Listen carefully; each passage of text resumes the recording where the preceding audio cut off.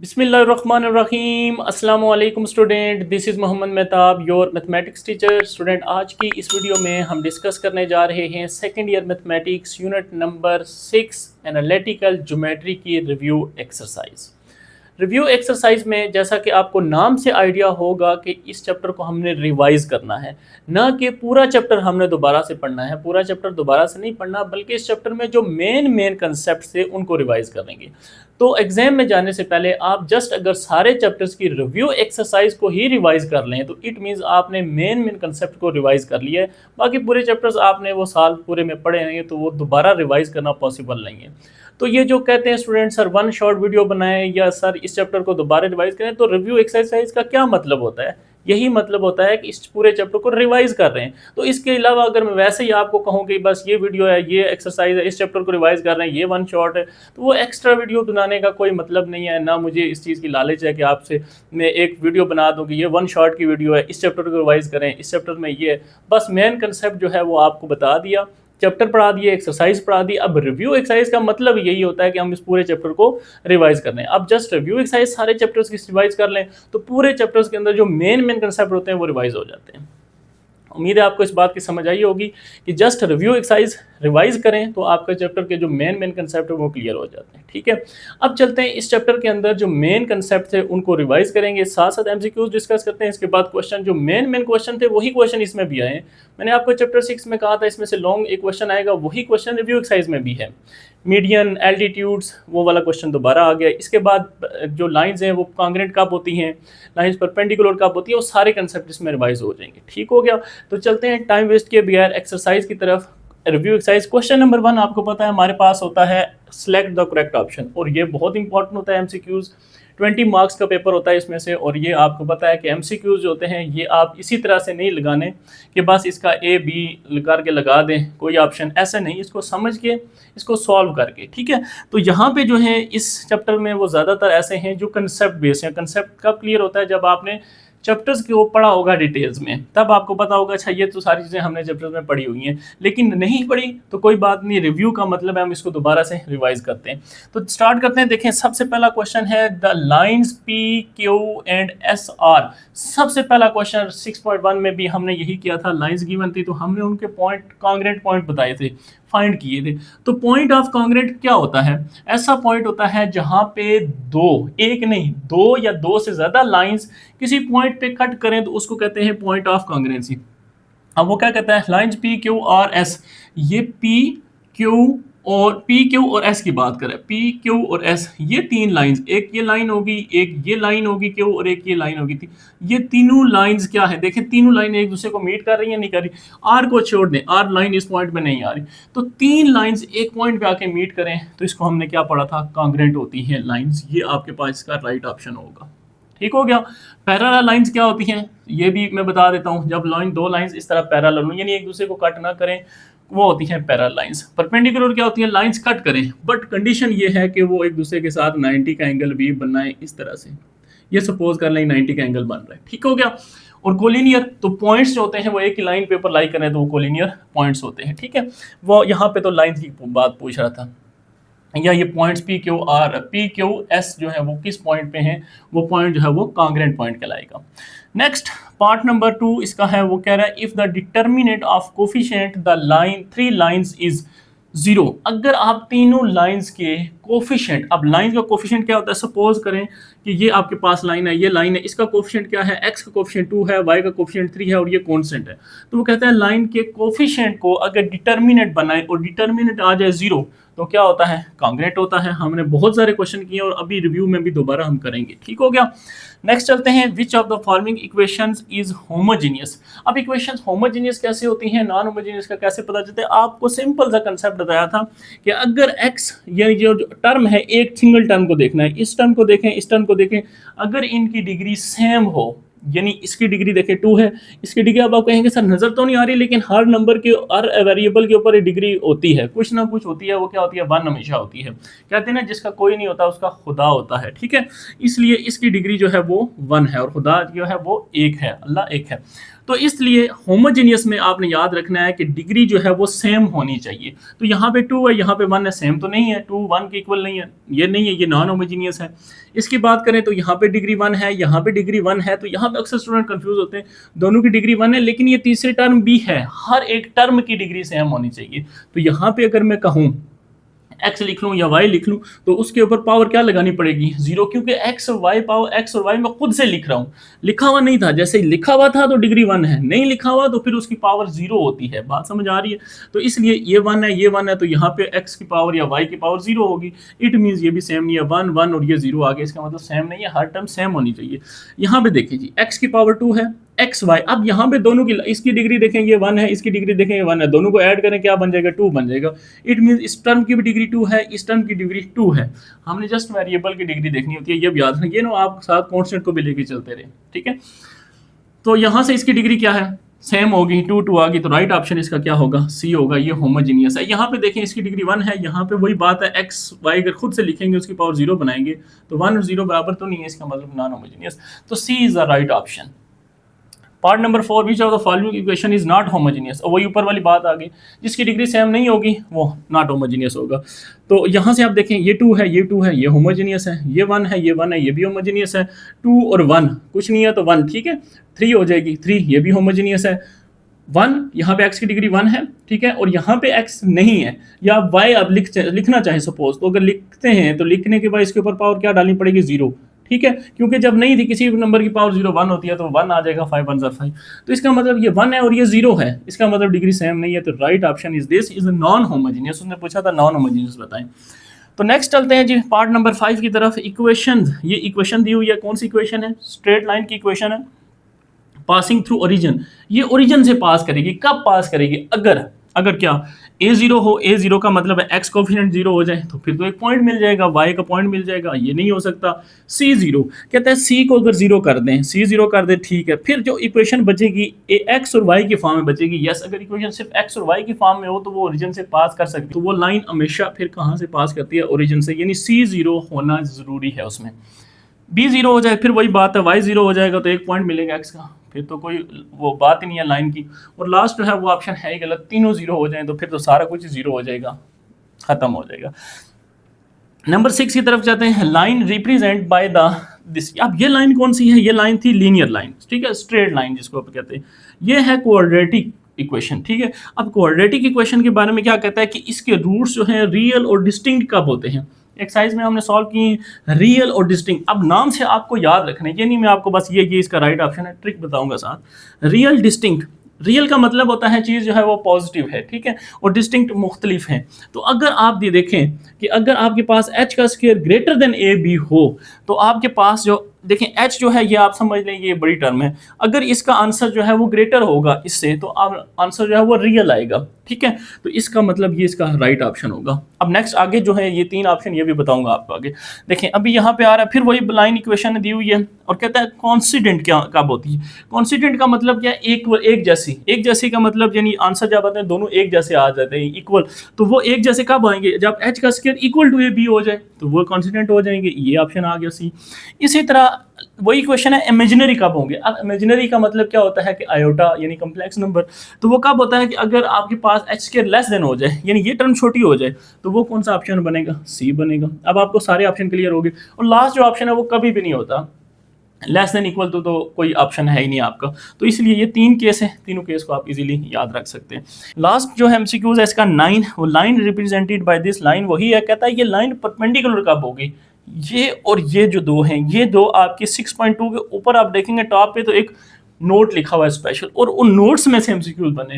यानी आपने चैप्टर को अगर पूरा नहीं पढ़ा, एग्जांपल्स और बाकी नोट्स, तो रिव्यू एक्सरसाइज करने से आपको वो कंसेप्ट भी क्लियर हो जाते हैं। और ये हमने चैप्टर्स के एक्सरसाइज को सॉल्व करते हुए सॉल्व किए थे इस तरह के क्वेश्चन, लेकिन दोबारा से रिवीजन हो जाती है। परपेंडिकुलर कब होता है केस, परपेंडिकुलर के लिए आपको वहाँ पे डेफिनेशन बताई थी कि एक्स स्क्वायर का कोफिशिएंट वाई स्क्वायर के कोफिशिएंट का सम अगर 0 आ जाए तो वो लाइन्स होती हैं परपेंडिकुलर। क्योंकि ये दो लाइंस है, क्वाड्रेटिक इक्वेशन को जब सॉल्व करते हैं तो वो लीनियर इक्वेशन में डिवाइड हो जाती हैं, तो वहाँ पे दो इक्वेशंस बनती हैं। तो इसका मतलब अगर एक एक्स का स्क्वायर और वाई का स्क्वायर का कोफिशिएंट का सम जीरो आए तो वो होती हैं लाइंस परपेंडिकुलर। तो ये तो डिफरेंस है, ये भी नहीं है, ये तो उसने रिवर्स कर दिया, ये भी नहीं है, और ये जो है ए प्लस बी को वन कह दिया, वन नहीं जीरो होना चाहिए। इट मीन्स राइट ऑप्शन आपका क्या है, A plus B equal to zero. कैसे, एक्स स्क्वायर का कोफिशिएंट क्या है ए, वाई स्क्वायर का कोफिशिएंट क्या है बी, इनका सम अगर जीरो आ जाए तो लाइन परपेंडिकुलर है। ये इन जनरल है, लेकिन जब आपके पास क्वेश्चन आएगा कोई एक पर्टिकुलर एग्जांपल आपको दे देगा, सपोज वो देगा फॉर एग्जाम्पल उसने ये वैल्यू दे दी, ठीक है, पेपर में, और आपको कहा जाए कि ये लाइंस परपेंडिकुलर कब होंगी, इसकी कंडीशन बताएं, वो आंसर बता दे आगे। तो आपने क्या करना है, एक्स स्क्वायर का कोफिशिएंट और वाई स्क्वायर कोफिशिएंट को सम करना है, और अगर इक्वल टू पुट करना है जीरो। अगर वो जीरो आ गया, ए प्लस बी जीरो आ गया, इसका मतलब वो लाइंस परपेंडिकुलर। यहाँ पे देखें तो एक्स स्क्वायर का कोफिशिएंट क्या है वन, बी तो है ही नहीं, तो वन को मैं किसी में ऐड भी करूँ, कोई दूसरा नंबर है नहीं जिसमें ऐड करूँ जिसमें वन से जीरो है, तो इसका मतलब ये लाइन जो है वो परपेंडिकुलर नहीं है। इसी तरह से आप एक्स स्क्वायर वाई स्क्वायर वाली जो भी इक्वेशन दी जाए, यहाँ पे सपोज अगर वन लिखा हुआ है और यहाँ पे सपोज माइनस वन लिखा हुआ है, तो वन माइनस वन ऐड करेंगे आंसर जीरो आएगा। इट मीन्स वो लाइन जो है होगी वो परपेंडिकुलर होगी। ठीक हो गया। तो ये एक्सरसाइज के क्वेश्चन है, मजीद आगे हम इसको सॉल्व करते हैं, और नेक्स्ट एमसीक्यूज भी हैं इसके, उसको सॉल्व करते हैं, मूव करते हैं नेक्स्ट पार्ट की तरफ। नेक्स्ट मूव करते हैं क्वेश्चन नंबर 1 पार्ट 10 की तरफ। यहाँ पे कह रहा है half the determinant of vertices of triangle gives it. अगर आप डिटर्मिनेंट लें हाफ, और किसका डिटरमिनेंट लें, वर्टिसेस ऑफ ट्राइंगल, ट्राइंगल के वर्टिसेस का, जो वर्टिसेस गिवन होते हैं ए बी सी, उसका डिटरमिनेंट लें और उसको हाफ से मल्टीप्लाई करें, यानी 1/2 से मल्टीप्लाई करें, तो आपके पास क्या रिजल्ट आता है, एरिया। ये बहुत सारे क्वेश्चन आपने किए हैं एक्सरसाइज में, आपको ये पता है। नेक्स्ट अगर इसी तरह मूव करें पार्ट नंबर 11 की तरफ, तो ये कह रहा है if the determinant of 3 points is zero then the points are. ये इंपॉर्टेंट एमसीक्यूज है। इंपॉर्टेंट इसलिए है कि आपने एमसीक्यूज नंबर 2 भी बिल्कुल सेम पढ़ा है, थोड़ा सा चेंज था। वहां पे पढ़ा था if the determinant of coefficient of three lines, अगर 3 लाइंस के कोफिशिएंट का डिटर्मिनेंट लें और जीरो आ जाए तो उसको क्या कहते हैं, वो हमने पढ़ा था कॉन्ग्रेंट। लेकिन यहाँ पे लाइन का कोफिशिएंट नहीं है, यहाँ पे कोफिशिएंट, यहाँ पे क्या है 3 पॉइंट्स इज जीरो। अगर पॉइंट्स दिए हों और 3 पॉइंट्स का डिटर्मिनेंट लें तो वो अगर जीरो आ जाए तो फिर आपके पास क्या होगा, फिर होगा कोलिनियर। ठीक है, ये दो डिफरेंट चीजें हैं। लाइन का कोफिशिएंट का डिटर्मिनेंट लें, जीरो आए तो कॉन्ग्रेंट होगा, अगर पॉइंट्स का डिटर्मिनेंट लें और वो जीरो आए तो वो होगा आपके पास कोलिनियर। ठीक हो गया। नेक्स्ट 12, 13, 14, 15 ये चारों एमसीक्यूज इंपॉर्टेंट हैं आपके, और ये बहुत इंपॉर्टेंट है लॉन्ग क्वेश्चन के लिए। अब ये नहीं है कि ये लॉन्ग आएगा, इसके रिलेटेड एक्सरसाइज का 6.1 का क्वेश्चन था, मैंने आपको कहा था पेपर में आएगा, कि आपके पास कहा जाता है राइट बाइसेक्टर फाइंड करें, मीडियन फाइंड करें और एल्टीट्यूड्स फाइंड करें। एंगल बाइसेक्टर का क्वेश्चन नहीं आता, ठीक है। तो लेकिन हमें ये भी पता होना चाहिए कि पॉइंट्स इंटरसेक्शन जो बनता है, अगर 3 एंगल को बाइसेक्टर, एंगल का बाइसेक्टर जो होता है, 3 एंगल्स होते हैं तो ट्राइंगल के, उनका जो बाइसेक्टर होता है उसको हम क्या कहते हैं, तो उसको हम कहते हैं स्टूडेंट इन सेंटर। अच्छा, इसकी थोड़ी ज्योमेट्री भी बता देता हूँ आपको कि किस तरह से हमने करना है। वैसे हमने आगे क्वेश्चन सॉल्व करना है, डिटेल में पढ़ना है, लेकिन यहाँ पे मैं आपको थोड़ा सा एक्सप्लेन कर देता हूँ। सपोज करें कि ये आपके पास एक ट्राइंगल है, ठीक है। अब इसके 3 एंगल्स होंगे, सपोज एक एंगल ये है, एक एंगल ये है और एक एंगल ये है। अब कहता है नाम से आपको पहचाने, एंगल बाइसेक्टर। बाइसेक्टर का मतलब होता है दरमियान से कट करना चीज़ को। तो अगर इस एंगल को कोई चीज़, यहाँ से एंगल को बाइसेक्ट किया जा रहा है, यहाँ पे इस एंगल को भी बाइसेक्ट किया जा रहा है, यहाँ पे इस एंगल को भी बाइसेक्ट किया जा रहा है दरमियान से, बिल्कुल ठीक है। तो जिस पॉइंट पे मिल रहे हैं उस पॉइंट को आप कहते हैं इन सेंटर। इसको क्या कहेंगे, इन सेंटर। ये हमारे पास ट्राइंगल का क्या बनेगा, इन सेंटर पॉइंट बनेगा। ठीक हो गया। तो इस तरह से ये एमसीक्यूज क्लियर। नेक्स्ट कौन सा रह गया, 13, point of intersection of right bisector of a triangle. अब ट्राइंगल के राइट बाइसेक्टर, राइट बाइसेक्टर क्या होता है वो भी बता देता हूँ आपको। सपोज करें कि ये हमारे पास जो है वो ट्राइंगल है, ठीक है, और इसका ये पॉइंट है ए, ये पॉइंट है बी और ये पॉइंट है सी, ये वर्टिसेस है इसके। अब यहाँ पे राइट बाइसेक्टर, नाम से आपको पता होना चाहिए, राइट का मतलब होता है 90 परपेंडिकुलर, बाइसेक्टर का मतलब होता है दरमियान से कट करना, अभी आपको बताया है। तो अब ये एंगल को दरमियान से कट कर रहा था, ये राइट बाइसेक्टर यानी 90 को दरमियान से, यानी जहाँ पे 90 का एंगल बनेगा वहाँ पे मिड होगा इसका। यानी यहाँ पे अगर सपोज मैं कह देता हूँ 90 का एंगल बन रहा है यहाँ पे सपोज इसके साथ, तो ये इसका मिड पॉइंट होगा, ठीक है। मिड पॉइंट के लिए मैं डॉट का साइन यूज कर रहा हूँ, और ये 90 का साइन है, 90 का एंगल का, ठीक है। तो ये आपके पास 90 का एंगल भी बनाएगा और मिड पॉइंट भी होगा, क्योंकि राइट बाइसेक्टर, नाम से पहचान करनी है, ठीक है। इसी तरह से अगर मैं इसको देखता हूं तो ये तो इस लाइन का मिड पॉइंट भी होगा, ठीक है, और इसका मिड पॉइंट और इसके साथ 90 का एंगल बनाएगा। ये आपके पास क्या कराएगा, राइट बाइसेक्टर। इसी तरह से तीसरा अगर राइट बाइसेक्टर, ये इसका मिड पॉइंट सपोज, ठीक है, और इसका मिड पॉइंट और इसके साथ ये एंगल बनाएगा 90 का। तो ये जो पॉइंट होगा, इस पॉइंट को हम कहते हैं, ये जो पॉइंट है, ये पॉइंट आपका कहलाता है सरकम सेंटर। ठीक हो गया स्टूडेंट, सरकम सेंटर। तो इस तरह से आपको याद रखने की जरूरत नहीं है, आप बस क्वेश्चन की स्टेटमेंट को पढ़ के वहां से ही आइडिया लगाएंगे कि ये इसके हमने किस तरह से इसको फाइंड करना है। अब भी इसका मैं क्वेश्चन भी सॉल्व कराऊंगा तो आपको इसका मजीद क्लियर हो जाएगा किस तरह से हम इसका मिड पॉइंट फाइंड करेंगे और 90 के एंगल का क्या मतलब है, ठीक है। इजी है, एक्सरसाइज में भी किया हुआ है, लेकिन हम फिर रिवाइज करेंगे। नंबर 14 की तरफ मूव करें। Point of intersection of three medians. अब नाम से पहचान हो रही है मीडियन, मीडियन कहते हैं मिड को। इसका मतलब अब आपके पास अगर ये ट्राइंगल है सपोज, तो इसके मीडियन ड्रा करने हैं आपने, ए बी सी, ये वर्टिसेस हैं। मीडियन क्या होता है, मिड पॉइंट। यहाँ पे आप कह सकते हैं ये इसका मिड पॉइंट है।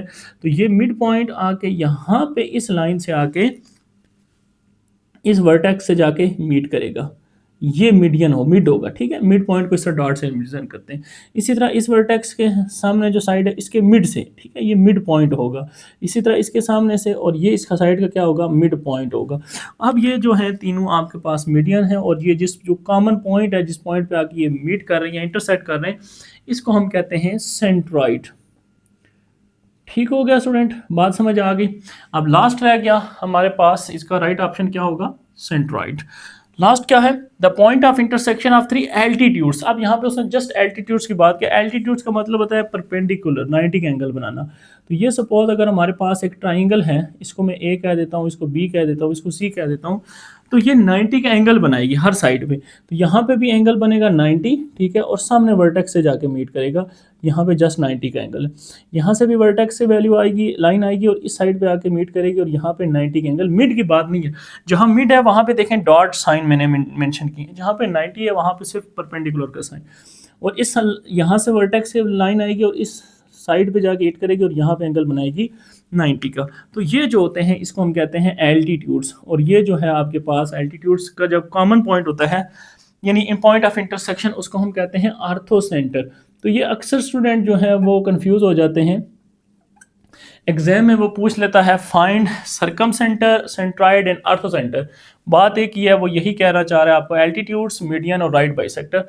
एंगल बाइसेक्टर जो है वो आपका काम ही होता है, ना ही आपने एक्सरसाइज में कोई क्वेश्चन किया है, लेकिन उसका आइडिया होना चाहिए। तो उसको हम कहते क्या है, इन सेंटर कहते हैं। ठीक हो गया, तो ये अब आपके एमसीक्यूज भी क्लियर हो गए और ये एक्सरसाइज का वेरी इंपॉर्टेंट क्वेश्चन भी आपका क्लियर हो गया कि एर्थो सेंटर कैसे फाइंड करते हैं, सेंट्रॉइड कैसे फाइंड करते हैं, सरकम सेंटर कैसे फाइंड करते हैं।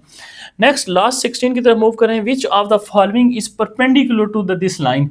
इस लाइन के परपेंडिकुलर कौन सी लाइन है। तो सबसे पहले आप इस लाइन की स्टैंडर्ड इक्वेशन लिखेंगे, वो क्या होती है, y is equal to m x. Simple. अब ये m क्या होता है, m को हम कहते हैं स्लोप है। तो इस लाइन की स्लोप क्या है, इस लाइन की स्लोप है -1/2, इस लाइन की स्लोप क्या है, -1/2। अब आपसे वो क्या कह रहा है, वो कह रहा है इस लाइन के परपेंडिकुलर जो लाइन है। तो जब लाइन परपेंडिकुलर होती है गिवन लाइन के, तो हम इस स्लोप को क्या करते हैं, एक तो रेसिप्रोकल करते हैं, उल्टाते हैं, दूसरा उसके साथ माइनस मल्टीप्लाई करते हैं। तो इसका मतलब जो स्लोप आपको चाहिए वो क्या होगी, इसको उल्टाओ तो 2/1, 1 नीचे लिखने की जरूरत नहीं है, माइनस है तो मल्टीप्लाई करेंगे, क्या हो जाएगा, माइनस के साथ प्लस हो जाएगा। क्यों, माइनस है, मल्टीप्लाई भी करते हैं, तो माइनस माइनस +2। तो स्लोप इसकी मिल गई 2। अब अगर मैं इस जनरल इक्वेशन में पुट करूं y is equal to 2x, slope की जगह बस स्लोप पुट करना है, तो y is equal to 2x इसके परपेंडिकुलर लाइन होगी। तो राइट ऑप्शन इज ए। अगर पेपर में चेंज कर दे, पैरेलल कर दे, तो फिर आपको खुद देखना है क्या आंसर आएगा। स्लोप तो यही रहेगी, पैरेलल में स्लोप चेंज नहीं होती, स्लोप सेम होती है। ये वैल्यू जस्ट m की जगह पुट कर देंगे तो यही इक्वेशन आ जाएगी। और इसको अगर सिंप्लीफाई करें, 2 डिवाइड हो रहा है साइड में multiply, 2y is equal to -x, तो वो आपके पास फिर राइट ऑप्शन बनेगा 4। ठीक हो गया, तो वो पैरेलल के केस में है। तो इस तरह एमसीक्यूज आप खुद बनाना आपको आना चाहिए। जब वो आ जाएंगे तो फिर आप मैथ में एक्सपर्ट हो जाएंगे। ठीक हो गया स्टूडेंट, उम्मीद है आपको समझ आ गई होगी एमसीक्यूज की। मूव करते हैं अब नेक्स्ट क्वेश्चन, एक्सरसाइज के क्वेश्चन की तरफ। क्वेश्चन नंबर 2 की तरफ मूव करते हैं। क्वेश्चन नंबर 2 है आपके पास, prove that altitudes, right bisector and medians of triangles are congruent when A B C और वर्टिसेस ऑफ ट्राइंगल आपको गिवन है। और ये बात कही गई है इसमें कि ए बी सी जो इसके अंदर पॉइंट्स यूज़ किए गए हैं वो इक्वल नहीं है। ठीक हो गया, where a B c are not equal. Student यही क्वेश्चन मैंने आपको एमसीक्यूज में भी बताया था कि आपको कहा जाएगा altitudes right by sector medians आप फाइंड करें, और उनको हम कहते क्या हैं, आर्थो सेंटर जैसे सरकम सेंटर और सेंट्राइड जैसे मैंने आपको बताया था। बिल्कुल वही चीज़ यहाँ पे भी है। इस तरह का क्वेश्चन एक्सरसाइज में भी किया था और यही क्वेश्चन रिव्यू एक्सरसाइज में भी आ गया है, और मैंने इंपॉर्टेंट इस चैप्टर नंबर 6 में से एक ही क्वेश्चन आपको मार्क कराया और यही है। वेरी इंपॉर्टेंट क्वेश्चन है, हो सकता है ये वाला आ जाए, हो सकता है इस ए बी सी की जगह जो पॉइंट्स हैं वो कोई नंबर्स दे दे, यहाँ पे इन जनरल उसने रखा हुआ है। ठीक है, तो दोनों मेथड्स आपको दोनों वैल्यूज आनी चाहिए, इन जनरल भी सॉल्व करना आना चाहिए और नंबर से भी सॉल्व करना आना चाहिए, जो एक्सरसाइज में भी है और एग्जाम्पल्स भी हैं इसकी। ठीक है, तो ये क्वेश्चन इंपॉर्टेंट इसलिए है कि इसमें सबसे पहले आपको लाइन की इक्वेशन फाइंड करनी आएगी, नंबर 1। नंबर 2 आपको कंसेप्ट पता होगा एल्टीट्यूड्स क्या होते हैं, कैसे फाइंड करते हैं उसकी इक्वेशन। नंबर 2 ये कंसेप्ट होगा। इसी तरह नंबर 3 आपको ये प्रूव करना है कि लाइंस को कॉन्ग्रेंट कैसे प्रूव करते हैं, जो हमारा एमसीक्यूज के अंदर था। तो ये सारे कंसेप्ट इस क्वेश्चन में आते हैं, तो इसलिए वेरी इंपॉर्टेंट है। तो सॉल्व करते हैं, स्टार्ट करते हैं। सबसे पहला जो हमारे पास प्रूफ जो इसका पार्ट है वो है एल्टीट्यूड्स, हम इसको प्रूफ करते हैं। तो हम एक बार एल्टीट्यूड्स को प्रूफ करेंगे, फिर इसी तरह से हम लेके चलेंगे राइट बाई सेक्टर, और इसी तरह से फिर हम लास्ट पे डिस्कस करेंगे किसको, मीडियंस को। तो इस बार हम डिस्कस करते हैं एल्टीट्यूड्स को, प्रूफ करते हैं कि कॉन्ग्रेंट हैं या नहीं। ये जो पॉइंट्स दिए वो कहता है प्रूफ करें तो कॉन्ग्रेंट होंगे डेफिनेटली, अगर नहीं आ रहे तो इसका मतलब हमने कोई मिस्टेक की है। तो सबसे पहले ट्राइंगल बना लेते हैं, क्योंकि ज्योमेट्री से हमें जो है वो कंसेप्ट क्लियर हो जाता है कि ये असल में हम क्या फाइंड कर रहे हैं। तो इसको सपोज ए कह देते हैं, इसको सपोज बी कह देते हैं और इसको सी कह देते हैं। ए के पॉइंट्स तो बहुत इजी हैं, यानी 0 0 ओरिजिन पे है सपोज कर लेंगे, और बी के पॉइंट्स जो हैं वो 1,0 है, और सी के पॉइंट्स जो है वो आपके पास बी और सी हैं। ठीक है, अब एल्टीट्यूड्स का मतलब मैंने आपको अभी एमसीक्यूज में क्या पढ़ाया था कि एक चीज़ याद रखें कि वो एल्टीट्यूड्स वो होते हैं कि जो यहाँ पे 90 का एंगल बनाते हैं। ठीक है, इस जगह पे इस मतलब तीनों साइडों पे एल्टीट्यूड्स कहते हैं उसको, 90 का एंगल बनाते हैं और सामने वाली साइड के वर्टेक्स से जाके मीट करते हैं। तो ये यानी 90, ये एक एल्टीट्यूड्स बन गया। इसी तरह से अगर मैं यहाँ से एक एल्टीट्यूड ड्रा करूँ तो वो इस साइड पे आके मिड पे नहीं गिर रहे। ठीक है, ये कंडीशन नहीं है कि मिड पे गिरे, मिड पे गिरेंगे तो वो फिर मीडियन बनते हैं। यहाँ पे बस एंगल इसका 90 का बनता है इस साइड के साथ। ठीक है, हो सकता है वो यहाँ से गुजरे, मिड की बात नहीं है। और इसी तरह से अगर मैं यहाँ से एक एल्टीट्यूड ड्रा करूँ तो वो इस तरह से यहाँ पे आके 90 का एंगल बनाएगा। ठीक हो गया ये। तो ये 3 एल्टीट्यूड्स बन गए। अब ये हमें ज्योमेट्री से पता चल गया एल्टीट्यूड्स क्या होते हैं। अब इन तीनों लाइंस की इक्वेशन फाइंड कर। अब लाइन कौन सी है, ए बी सी, सी से आगे चलें तो यहाँ पे इस पॉइंट को कह देते हैं डी। तो एल्टीट्यूड क्या बन गया, सी डी एल्टीट्यूड्स बन गया। इसी तरह डी के बाद बी से यहाँ पे चलते हैं, डी के बाद यहाँ पे लिख लेते हैं, कोई फर्क नहीं पड़ता, सी डी ई कह देते हैं इसको। तो ए ई एल्टीट्यूड बन गया, यहाँ पे बी इसको एफ कह देते हैं। ठीक है, सी डी ई एफ, तो ये हमारे पास बी एफ जो है ये एक एल्टीट्यूड्स बन गया। अब इन तीनों एल्टीट्यूड्स की हमने इक्वेशन फाइंड करनी है। सबसे पहला काम ये है, अब पहले एल्टीट्यूड्स की इक्वेशन फाइंड करनी हो अगर डी सी की या सी डी की, तो हमें इस लाइन की इक्वेशन फाइंड करने के लिए क्या क्या चाहिए। लाइन की इक्वेशन फाइंड करने के लिए 2 चीज़ें पता होनी चाहिए, एक लाइन की स्लोप और एक पॉइंट। पॉइंट का मसला नहीं है कि यहाँ से वर्टेक्स से आ रहा है तो ये पॉइंट यूज़ कर लूँगा, इसी तरह ये पॉइंट यूज़ कर लूँगा, इसी तरह ये पॉइंट यूज़ कर लूँगा। जब पॉइंट का मसला नहीं है, मसला है स्लोप का। स्लोप का ही कंसेप्ट इंपॉर्टेंट है, इसलिए ये मैंने परपेंडिकुलर के साइन बनाए। इसका मतलब हमें ये चाहिए, स्लोप चाहिए इस लाइन की, इस लाइन की और इस लाइन की। तो उससे पहले अगर मैं इस लाइन की स्लोप फाइंड कर लूँ, अब हमें क्वेश्चन की स्टेटमेंट, क्वेश्चन की डायग्राम देख के खुद पता चलता है क्या फाइंड करना है। कोई चीज़ याद रखने की जरूरत नहीं है। मुझे इस लाइन की स्लोप चाहिए, तो इस लाइन की स्लोप परपेंडिकुलर लाइन है इस लाइन के, तो जब मुझे इस लाइन की स्लोप मिल जाएगी तो मैं इसको उल्टा लूँगा तो इसकी स्लोप मिल जाएगी। तो ये कंसेप्ट यूज़ करेंगे। तो स्लोप ऑफ हम सबसे पहले फाइंड करते हैं ए बी। तो ए बी की स्लोप कैसे निकालते हैं, एक बार वो लिख लेते हैं formula, y2 minus y1 divide by x2 minus x1। Vertical change divide by horizontal change बहुत बार बता चुका हूँ। अब ए बी है तो ये ए है, ये बी है, तो इसको y2 कह दें, इसको इसको y2 x2, इसको x1 y1। तो y2 0 है, माइनस y1 भी 0 है, डिवाइड बाय x2 a है, माइनस x1 0 है।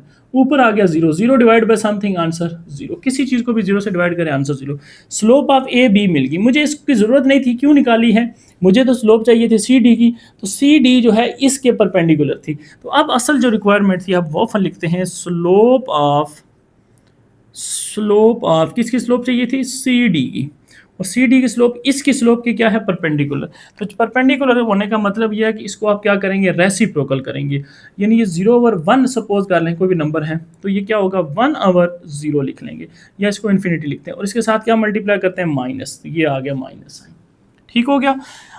अब ये कंसेप्ट हो गया क्लियर, इसकी स्लोप पता चल गई। जब सी डी की स्लोप पता चल गई तो आप सी डी की इक्वेशन ही लिख सकते, तो equation of c d, therefore अब इक्वेशन कैसे लिखी जाएगी, इक्वेशन के लिए जनरल फार्मूला होता है y minus y1 equal to m into x minus x1। अब इसमें वैल्यूज पुट करें, पॉइंट इसमें कौन सा यूज करेंगे, x1 y1 कौन सा यूज करेंगे, c से आ रहा है तो c वाले, तो y माइनस y1 ये y होगा, c equal to m, slope क्या निकालिए -1/0 x माइनस x1, x वाला पॉइंट b, तो 0 डिवाइड हो रहा है, इस साइड पे आके मल्टीप्लाई, ये सारा 0 हो जाएगा, यानी ये सारा 0 हो जाएगा, इस साइड पे रह गया माइनस एक्स माइनस बी। अब माइनस में मल्टीप्लाई करने का कोई फर्क नहीं पड़ेगा, क्योंकि वो इन्फिनिटी था, वैसे भी 0 इसके साथ माइनस मल्टीप्लाई करें कोई फर्क नहीं, तो वो माइनस इस साइड पे ले आए, या पूरी इक्वेशन को माइनस से मल्टीप्लाई करें, 0 से तो कोई फर्क नहीं पड़ता माइनस मल्टीप्लाई करने से, तो वो ऐसे ही रहता है, तो ये माइनस प्लस हो जाएगा। तो यहाँ से आपके पास इक्वेशन आ गई, जिसको आप कह सकते हैं एल्टीट्यूड्स की equation, x minus b equal to 0, this is equation of altitude, या आप इसको इक्वेशन 1 का नाम दे दें, और ये इक्वेशन ऑफ एल्टीट्यूड कौन सा था, सी डी, जो हमारे पास एल्टीट्यूड बन गया। ठीक हो गया। तो ये इस तरह से एक इक्वेशन हमने फाइंड कर ली है। इसी कंसेप्ट को मज़ीद आगे बढ़ाएं, और इसी तरह से आप सेम प्रोसीजर से आपने ए ई भी फाइंड करनी है और बी एफ भी फाइंड करनी है। ठीक हो गया। अब अगर मैं सपोज ये ए ई लाइन निकालना चाहता हूँ, तो इसके लिए मुझे स्लोप किसी चाहिए बी सी की, तो सबसे पहले slope of b c find कर लेते हैं, स्लोप ऑफ बी सी। अब मैं फार्मूला नहीं लिख रहा, डायरेक्ट लिख रहा हूँ, फार्मूला आपको बता दिए। बी सी है तो ये आसानी के लिए अपने लिख लेते हैं, बी से सी है, ठीक है, तो इसको कह देता हूँ x1, इसको कह देता हूँ y1, इसको कह देता हूँ x2, इसको कह देता हूँ y2। तो फार्मूला मेरे पास है y2 minus 0 minus C divide by a minus B. Slope मिल गई, किसकी स्लोप मिली, बी सी की। स्लोप चाहिए किसकी थी, ए ई की, तो अब हम लिखेंगे स्लोप ऑफ ए ई। ठीक हो गया। ये कंसेप्ट आपको पता है, लाइंस परपेंडिकुलर हों तो स्लोप प्रोडक्ट -1, इसलिए रेसिप्रोकल करते हैं। तो आप इसकी स्लोप के लिए इसकी स्लोप को उल्टाएंगे और माइनस मल्टीप्लाई करेंगे, तो ए बी ऊपर आ जाएगा, सी नीचे आ जाएगा, सी के साथ था माइनस, तो जब माइनस से मल्टीप्लाई किया तो सी माइनस माइनस क्या हो गया, प्लस हो गया, तो ये मुझे स्लोप मिल गई। अब मुझे क्या लिखना है, इक्वेशन लिखनी है, किसकी, इक्वेशन ऑफ ए ई। ठीक हो गया। ये इक्वेशन होगी हमारे पास एल्टीट्यूड्स की, जिसको हम कहेंगे एल्टीट्यूड्स। तो आप इक्वेशन के लिए फार्मूला फिर वही बात सेम है, वैल्यूज पुट करनी है। वैल्यूज कहाँ से पुट करेंगे, ए ई, ये कहाँ से आ रहा है, ए से आ रहा है, तो ए के पॉइंट्स क्या है, 0 0, तो ये 0 इक्वल टू एम, एम की जगह एम की वैल्यू स्लोप यानी A minus B divide by C into x minus x1 भी 0 था, क्योंकि ए के दोनों पॉइंट्स 0 थे। ठीक हो गया। तो अब इजी है, 0 लिखने की जरूरत नहीं है, सी वाई से multiply, c y is equal to a b जो है वो किससे मल्टीप्लाई हो जाएगा, एक्स से। 0 से लिखने की कोई ज़रूरत नहीं है, इसको भी उस साइड पे ले जाएं, तो a minus b into x, ये प्लस का उस साइड पे जाके minus c y equal to 0, which is your required equation of a e altitude. This is equation number 2। ठीक हो गया। नेक्स्ट अब हमने थर्ड इक्वेशन फाइंड करनी है, तीसरा एल्टीट्यूड्स की, तो वो क्या रह गया हमारे पास, बी और एफ एल्टीट्यूड, और ये लाइन जो है परपेंडिकुलर है किसके, ए सी के, तो फिर हमें ज़रूरत पड़ेगी स्लोप ऑफ ए सी। जब मैं इसकी स्लोप निकालूंगा तो इसी को उल्टा लूँगा। अब इसको मैं x2 y2 से रिमूव कर देता हूँ, ठीक है, आपने लेड पेंसिल से इसी तरह लिखना है ताकि आपसे मिस्टेक ना हो स्लोप निकालते हुए। इसको आप क्या दें, x2 y2, ये आप किसी को भी कह सकते हैं, इसको भी x2 y2 कह सकते हैं, कोई फर्क नहीं पड़ेगा। चलें, बहरहाल y2 माइनस y1 फार्मूला हमारे पास ही। तो 0 माइनस सी हम क्या लिखेंगे, 0 माइनस सी डिवाइड बाय क्या आएगा, x2 minus x1, 0 minus b, 0 minus b, तो स्लोप क्या आएगी c बाय बी, क्योंकि 0 0 लिखने का कोई फायदा नहीं है, माइनस माइनस से कैंसिल, तो c बाय बी स्लोप आ जाएगी। हमें स्लोप ए सी की तो नहीं चाहिए थी, हमें चाहिए थी किसकी, ए सी की स्लोप किसके परपेंडिकुलर है, बी ई की, बी एफ के, तो हमें स्लोप चाहिए है b f, slope of b f. ठीक हो गया स्टूडेंट। अब इसकी स्लोप हमें पता है, ये लाइन इसके परपेंडिकुलर है तो इसको उल्टाएं और इसके साथ मल्टीप्लाई कर दें माइनस। क्लियर, स्लोप मिल गई। इक्वेशन लिखनी है और इक्वेशन लिखनी मुश्किल नहीं है, equation of b f altitude, ये बी एफ जो एल्टीट्यूड है इसकी इक्वेशन हम लिखने लगे हैं। इक्वेशन लिखने के लिए पॉइंट्स चाहिए, तो पॉइंट्स हमारे पास y माइनस, अब ये b से आ रहा है तो b के पॉइंट्स यूज़ करेंगे। अब इसको बेशक रिमूव कर दें, ठीक है, इसको भी रिमूव कर दें, इसको आप कह दें b वाले पॉइंट को, इसको कह दें x1 और इसको कह दें y1। तो y1 की जगह 0 है, माइनस स्लोप आपने निकाली हुई है इस लाइन की already, minus b by C, और इसके बाद इसके साथ x माइनस a का पॉइंट क्या है, यानी x1 का पॉइंट क्या है वो है a। यहाँ तक समझ आ गई। अब इसको भी रिमूव कर दें, इसका भी काम ख़त्म। तो ये आपके पास यहाँ तक जो है वो काम हो चुका है। अब इसको थोड़ा मॉडिफाई करें, c इस साइड पे आके मल्टीप्लाई कर दें, cy हो जाएगा equal to minus B X और माइनस माइनस प्लस ए बी आ जाएगा। अब उठाएं तो सारों को इस साइड पे ले आए, क्योंकि x को कोशिश करते हैं प्लस रहे, तो बी एक्स प्लस cy अपनी जगह पे, ये साइड पे आके प्लस, ये भी इस साइड पे आएगा तो minus a b equal to 0। This is your last equation of altitudes, जिसको हमने नाम दिया था बी एफ का। तो यहाँ तक काम करने के बाद आपने इक्वेशंस हमने फाइंड कर ली हैं एल्टीट्यूड्स की, तीनों इक्वेशनें। ऑफ क्वेश्चन हो चुका है अगर सिर्फ ये कहे कि एल्टीट्यूड्स को प्रूव करे कांग्रेंट है, लेकिन अगर तीनों हैं तो फिर ये एक पार्ट भी अभी कंप्लीट नहीं हुआ। ठीक है, अब हम प्रूफ करने लगे हैं कांग्रेंट। फॉर कांग्रेंट के लिए क्या करते हैं, इक्वेशन के अभी हमने एमसीक्यूज पढ़ा था, एमसीक्यूज नंबर 2, उसमें मैंने आपको कहा था कि लाइन की कोफिशिएंट जो है होते हैं उसका डिटर्मिनेंट बनाएं, अगर 0 आ गया तो प्रूफ हो जाएगा लाइंस कांग्रेंट हैं। तो वही काम देखें, एमसीक्यूज भी आपकी हेल्प कर रहे हैं। तो फर्स्ट इक्वेशन का कोफिशिएंट लिखो अगर x, तो x का कोफिशिएंट क्या है 1, यानी इसके पीछे कुछ नहीं लिखा था 1 लिखा हुआ है, y नहीं है तो 0, z मतलब उसमें जो कांस्टेंट टर्म होती है वो क्या आएगी माइनस b, डिटर्मिनेंट क्लोज। इसको आंसर लाना है, 0 प्रूव करना है। दूसरी इक्वेशन हमने ये लिखी है। अच्छा, आप आगे पीछे लिख सकते हैं, आपने अगर ये इक्वेशन पहले ये निकाली है, बाद में ये निकाली है, फिर ये निकाली है, तो कोई फ़र्क नहीं पड़ता, आप जिस तरह मर्जी लिखना है लिख लें, इससे कोई फ़र्क नहीं पड़ता है डिटर्मिनेंट में। इसका कोफिशिएंट क्या है a माइनस बी, y का कोफिशिएंट माइनस सी, अब कांस्टेंट टर्म नहीं है तो उसकी जगह 0। लास्ट ये देखें, x का कोफिशिएंट b, y का कोफिशिएंट c, और लास्ट कांस्टेंट कोफिशिएंट क्या है माइनस ए बी। ये ले जी, अब इस डिटर्मिनेंट को ओपन करना है और प्रूफ करना है, ये 0 आ जाएगा तो फर्स्ट पार्ट जो है क्वेश्चन का कंप्लीट हो जाएगा। तो एक्सपेंड करते हैं इसको, एक्सपेंडिंग बाय रो 1, एक्सपेंडिंग बाय रो 1। तो कैसे एक्सपेंड करते हैं, पहला प्लस माइनस प्लस। तो अच्छा, इसी सीक्वेंस को याद रखना है आपने, ठीक है। ये अगर प्लस है, माइनस प्लस, अगर आप कॉलम वाइज आएंगे प्लस, फिर ये माइनस, फिर प्लस, इसी तरह माइनस, अगर सेकंड कॉलम में माइनस प्लस फिर माइनस, ठीक है। बस सीक्वेंस आपने बस ये स्टार्ट से याद रखना है। फिर नीचे आएंगे प्लस माइनस प्लस। अच्छा, अगर स्टूडेंट अक्सर इस रो से अगर ओपन करते हैं तो वो क्या होता है, फिर ये माइनस होगा ना, देखें प्लस माइनस माइनस फिर प्लस फिर माइनस, ठीक है। इस तरह से ये पॉइंट्स याद रखने। चलें हम ओपन करते हैं, 1 लिखेंगे सबसे पहले, डिटर्मिनेंट बना लेंगे, 1 के साथ प्लस का साइन लिखने की जरूरत नहीं है, ये रो ये कॉलम छोड़ देंगे, ये 4 नंबर माइनस सी 0 सी और माइनस ए बी, फिर माइनस 0। अब 0 लिखने का कोई तो फायदा है नहीं, इसलिए उसको छोड़ दें आप, ठीक है। Next plus minus minus B, determinant, ये कॉलम छोड़ दें, रो छोड़ दें, ये 4 नंबर लिखेंगे, A minus B minus C B और सी। इस सारे का आंसर 0 आना चाहिए, ठीक हो गया। मल्टीप्लाई हमेशा किस तरह से करते हैं, फिर वही अक्सर स्टूडेंट मिस्टेक कर रहे होते हैं, पहले इसको मल्टीप्लाई करते हैं बाद में इसको करते हैं और दरमियान में साइन लगाते हैं माइनस का। तो minus minus plus, A B c multiply हो गया, 0 से मल्टीप्लाई करने से कोई फर्क नहीं पड़ेगा, 0 ही आएगा।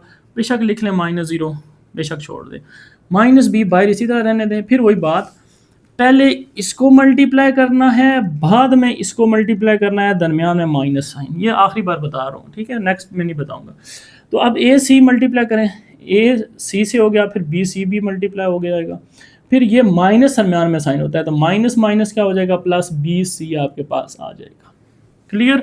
तो यहाँ से बी सी कैंसिल हो जाएंगे, तो आपके पास यहाँ पे क्या रह गया था, ए बी सी, जीरो लिखने की जरूरत नहीं है, इस बी को मल्टीप्लाई करें तो ए बी सी, बाकी तो सब कुछ ख़त्म हो चुका है। तो देख सकते हैं minus a B c plus A B c cancel, तो आपके पास आ गया ज़ीरो। तो आप यहाँ पे लिख लेंगे हेंस प्रूव कि गिवन जो आपको एल्टीट्यूड थे, गिवन एल्टीट्यूड्स आर कॉन्ग्रेंट।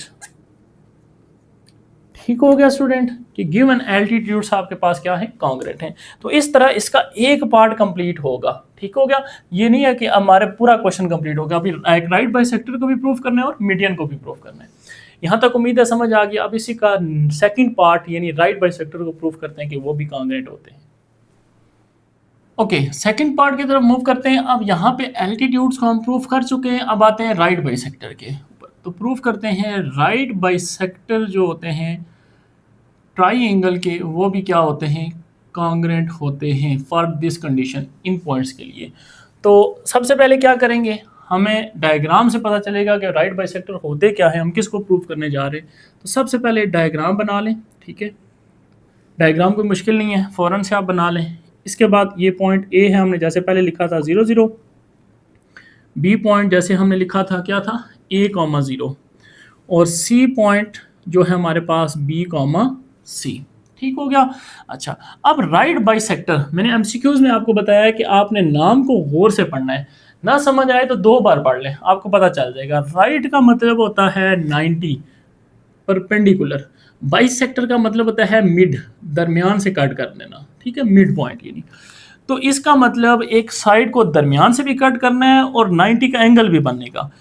यानी अगर ये इसका मिड पॉइंट है सपोज, और यहाँ से फिर जो लाइन आएगी इसको कट करेगी, वो 90 के एंगल से भी कट करेगी और मिड पॉइंट के ऊपर भी होगी। ये पॉइंट है, ये नहीं है कि ये एल्टीट्यूड, ये जो लाइन है वो इससे सेंटर से इस वर्टेक्स सी से मिलेगी तो वो एल्टीट्यूड्स बन जाते हैं, ठीक है, वो फिर मिड से भी नहीं कट करती, जो हम पहले पढ़ चुके हैं। अब ये कंडीशन होती है राइट 90 एंगल बनाएगी और बाइसेक्टर यानी दरमियान से कट करेगी, बस। इसी तरह से आप यहाँ से भी, ये सपोज दरमियान से है, इसका ये मिड पॉइंट है और इस तरह से ये लाइन आगे आएगी और बस यहाँ तक आप इसको थोड़ा सा आगे ले जाए, और ये लाइन जो होगी ये इसके साथ एक तो 90 का एंगल बनाएगी, दूसरा इसका मिड पॉइंट होगा।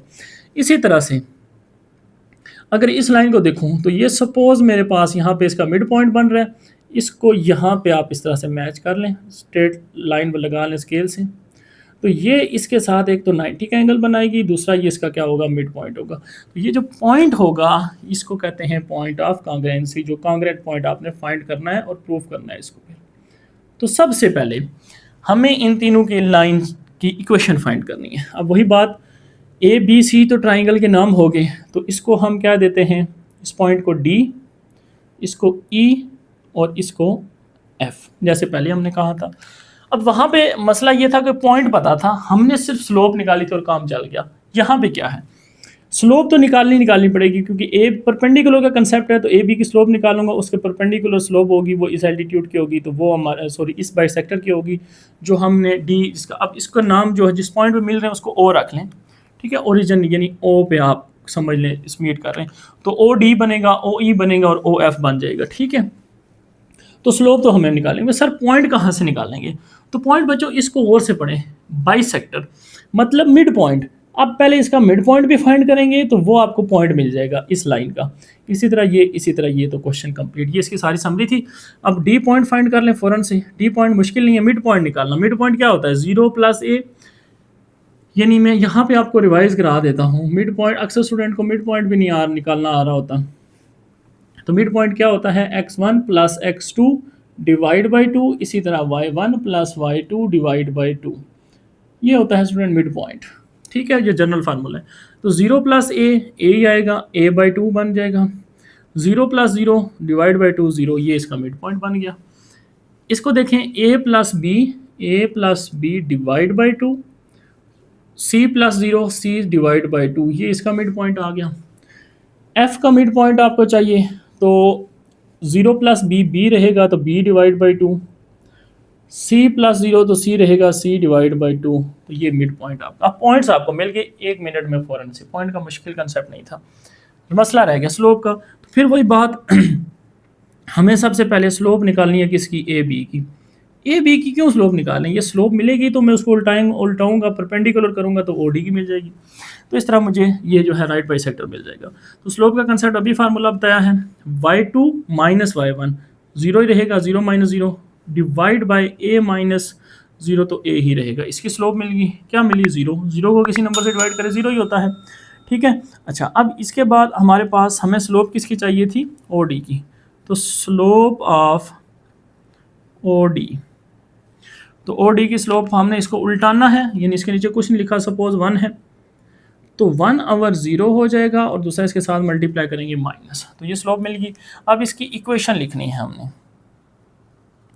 Equation of O D. ये ओ डी क्या है, राइट बाइसेक्टर। तो इक्वेशन लिखने के लिए अभी बताया था पॉइंट चाहिए और स्लोप चाहिए। पॉइंट अब ये यूज़ करेंगे क्योंकि ये लाइन इस पॉइंट से पास कर रही है, तो पॉइंट x1 y1, y1 क्या है 0, स्लोप अभी निकाली है -1 ओवर 0, और पॉइंट क्या है हमारे पास x का, x माइनस x1 है a/2, a/2। अब यहाँ से 0 डिवाइड इस साइड पे आके मल्टीप्लाई, तो ये सारी टर्म 0 हो गई, माइनस भी साइड पे ले ख़त्म हो जाएगा, तो x माइनस a/2, ये आपके पास एक इक्वेशन आ गई राइट बाइसेक्टर की। इसको अगर मैं अरेंज करके लिखूँ a/2 इक्वल टू 0, आप इसको कह सकते हैं दिस इज़ इक्वेशन नंबर 1। ये हमें एक बाइसेक्टर जो है राइट वो मिल चुका है। ठीक हो गया स्टूडेंट। नेक्स्ट इसी तरह से आप नेक्स्ट आगे चलें, स्लोप ऑफ ए बी की बात, स्लोप ऑफ बी सी निकाल लें। स्लोप ऑफ बी सी, तो वो हमारे पास क्या होगी, बी से सी की slope, C minus 0 divide by B minus A. Slope मिल गई, vertical change divide by horizontal change. अब स्लोप किसकी चाहिए थी हमें, असल में बी सी की चाहिए नहीं थी, हमें ओ ई की चाहिए थी। तो इसको फिर उल्टा लेंगे, स्लोप ऑफ ओ ई। तो एक तो इसको रेसिप्रोकल करूंगा, दूसरा माइनस साइन मल्टीप्लाई करूंगा। तो रेसिप्रोकल करूंगा, ऊपर लेके जाऊंगा तो ये बी ए ही रहेगा, ठीक है, बी ए ही रहेगा डिवाइड बाय सी, और इसके साथ मल्टीप्लाई करूंगा माइनस। अब इस माइनस को एडजस्ट कर लेता हूँ, कैसे एडजस्ट करूँ, ए के साथ ए प्लस हो जाएगा, बी माइनस हो जाएगा डिवाइड बाई सी, ये स्लोप मुझे मिल जाएगी। अब मुझे इक्वेशन लिखनी है सिंपल, इक्वेशन ऑफ ओ ई, इस राइट बाइसेक्टर की इक्वेशन लिखनी है। तो y माइनस y1, अब ये किस पॉइंट से गुजर रही है, वही इस पॉइंट से। तो y1 पॉइंट क्या है, c/2 इक्वल टू स्लोप अभी निकाली है a minus B divide by C, और x माइनस x1 क्या है, a plus B divide by 2। Clear हो गया स्टूडेंट। थोड़ा सा इसको भी सिंप्लीफाई कर लें, इस तरह की फॉर्म में बनेगी तो इजीली जो हमारा डिटर्मिनेंट बनेगा वो इजीली सॉल्व हो जाएगा। तो यहाँ से c को इस साइड पे मल्टीप्लाई कर देते हैं, तो यहाँ पे 2 एलसीएम भी ले लें, ठीक है। एलसीएम या इस तरह करते हैं, पूरी इक्वेशन को 2 से मल्टीप्लाई करते हैं और 2c से पूरी इक्वेशन को मल्टीप्लाई कर देते हैं, क्योंकि 2 और c ऐसे दो नंबर हैं जो नज़र आ रहे हैं नीचे। तो multiply 2c on both side, ठीक है। ये आपको खुद से देखना होगा कि किस तरह से मैं इक्वेशन को सिंप्लीफाई करूँ। तो जब 2c से मल्टीप्लाई करूँगा तो यहाँ पे 2cy आ जाएगा। यहाँ से देखें, जब 2c मल्टीप्लाई कर रहा हूँ मैं c से, तो c स्क्वायर डिवाइड बाई 2 से कैंसिल हो जाएगा, इक्वल टू यहाँ पे जब 2c मल्टीप्लाई करूँगा तो a minus B divide by c था, तो c से कैंसिल हो जाएगा, और आगे x minus a plus B divide by 2 as it is. Division ख़त्म, लेकिन यहाँ पे रह गया, ये भी ख़त्म हो जाएगी। तो यहाँ से देखें 2cy रह गया और माइनस c का स्क्वायर रह गया, इक्वल टू ये आ गया 2a माइनस बी को मल्टीप्लाई करेंगे x से। अब 2a माइनस बी को जब इसे मल्टीप्लाई करेंगे तो ये क्या होगा, माइनस प्लस माइनस 2, देखें a minus b as it is, आगे मल्टीप्लाई किसके साथ कर रहे हैं, a plus B divide by 2 के साथ, 2 भी कैंसिल हो जाएगा। तो आप देखें फ्रैक्शन सारी ख़त्म हो चुकी है। इस टर्म को भी उस साइड पे ले जाएं, यानी x वाले को मैं प्लस रखना चाह रहा हूँ, तो 2a माइनस बी एक्स ये एज इट इज़, इसको साइड पे ले जाऊँगा, माइनस 2cy आ गया, इसको साइड पे ले जाऊँगा, प्लस c स्क्वायर हो जाएगा। अब इस साइड पे क्या रह गया, A minus B A plus B, तो क्या होता है A square minus B square, minus sign भी है बाहर, ये ध्यान में रखना है, माइनस ए स्क्वायर। अब देखें माइनस बी स्क्वायर होता है तो माइनस बाहर वाला माइनस माइनस क्या हो जाएगा plus B square equal to 0। बात समझ आ गई। यहाँ पे अगर ब्रैकेट लगाएंगे तो ए स्क्वायर माइनस बी स्क्वायर का फार्मूला है, लेकिन बाहर माइनस था, वो माइनस मल्टीप्लाई होकर उसने क्या कर दिया प्लस कर दिया। यहाँ तक समझ आ गई। और यही आपके पास इक्वेशन बनेगी, equation of right bisector, equation number 2। ठीक हो गया। इसमें आपके पास ये x का कोफिशिएंट, ये y का कोफिशिएंट और ये सारी टर्म जो है वो कांस्टेंट कहलाएगी। चलें जी नेक्स्ट मूव करते हैं थर्ड की तरफ। अब थर्ड अगर मैं फाइंड करता हूँ राइट बाइसेक्टर ओ एफ, तो उसके लिए स्लोप मुझे चाहिए ए सी की। तो slope of a c, slope निकाल लेते हैं। ए सी की स्लोप इजीली है क्योंकि वो 0 है ए, तो c माइनस 0 सी रहेगा, b माइनस 0 b रहेगा। स्लोप आ गई। हमें स्लोप चाहिए थी ओ एफ की, तो बस इसको साथ ही रेसिप्रोकल कर लें, स्लोप ऑफ ओ एफ की स्लोप, इसी को रेसिप्रोकल करें लेकिन माइनस साइन के साथ, ये लें स्लोप मिल गई। अब इसी तरह इक्वेशन लिख लें, इक्वेशन ऑफ ओ एफ जो हमारा राइट बाइसेक्टर है। तो पॉइंट आप कहाँ से यूज़ करेंगे, मिड पॉइंट वाला, ठीक है। y माइनस वाई वन यानी c by two equal to slope minus b by C into x minus point क्या है b बाई टू। फिर वही बात 2c से मल्टीप्लाई करना पड़ेगा क्योंकि 2 और c दो नंबर नज़र आ रहे हैं, तो मैं यहाँ पे लिख लेता हूँ multiply by 2c on both side.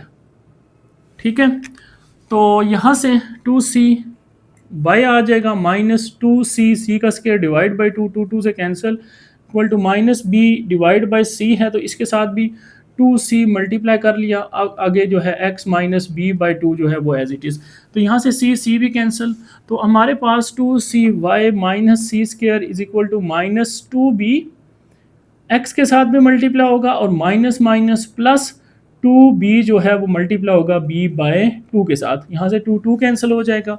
तो यहाँ से अब ये माइनस है, इसको इस साइड पे ले आए तो 2bx प्लस का हो गया, ये प्लस का अपनी जगह पे 2cy माइनस सी स्क्वायर भी अपनी जगह पे। यहाँ पे क्या रह गया, इसको इस साइड पे ले आए थे, बी स्क्वायर प्लस का इस साइड पे आके माइनस का b square equal to 0। This is your third equation of right bisector. ठीक हो गया स्टूडेंट। अब हमारे राइट बाइसेक्टर आ चुके हैं। अब हमने प्रूफ करना है ये कॉन्ग्रुएंट हैं या नहीं। तो उसके लिए क्या करेंगे, डिटर्मिनेंट बना के ओपन करना पड़ेगा हमें 0 के लिए। तो फर्स्ट क्या है, x कोफिशिएंट 1, y नहीं है तो 0, z का कोफिशिएंट क्या है, सॉरी z नहीं है कॉन्स्टेंट, उसका कोफिशिएंट क्या है माइनस a बाय 2। दूसरी इक्वेशन का देखें कोफिशिएंट, तो क्या है 2 के साथ क्या है a माइनस बी, y का कोफिशिएंट माइनस 2c। ठीक है, तीसरी जो टर्म है वो कांस्टेंट है, वो क्या है c का स्क्वायर माइनस a का स्क्वायर प्लस b का स्क्वायर, और लास्ट कोफिशिएंट x का कोफिशिएंट क्या है 2b 2c, और इसके बाद क्या है कांस्टेंट टर्म माइनस सी स्क्वायर और माइनस बी स्क्वायर, और इसको लाना है हमने इक्वल टू 0। अगर ये 0 हो गया तो हमारा क्वेश्चन प्रूफ हो जाएगा, अदरवाइज इसमें कोई मिस्टेक होगी दोबारा इसको रीचेक करना पड़ेगा। तो इजी वे क्या है, हमने एक्सपेंड करना है रो 1 से, जहाँ 0 मुझे नजर आता है मैं फौरन डिटर्मिनेंट को वहाँ से एक्सपेंड करता हूँ क्योंकि एक काम कम हो जाता है। तो ओपन करें अगर इसको, तो 1 लिखूंगा 1 और ये छोड़ दूंगा, ये 4 नंबर लिख लूँगा। तो ये क्या है minus 2c C square minus A square plus B square minus C square minus B square, determinant close. 0 लिखने की जरूरत नहीं है, इसके साथ फिर प्लस माइनस प्लस, तो plus minus minus A by 2। अब ये कॉलम छोड़ देंगे, ये पहले नंबर लिखेंगे 2a minus B minus 2c divide by 2b, sorry divide नहीं नीचे आएगा 2c और 2b। ठीक हो गया, डिटर्मिनेंट हमारा एक्सपेंड हो गया। अब इसको थोड़ा सिंप्लीफाई करते हैं, क्रॉस मल्टीप्लाई करना पड़ेगा।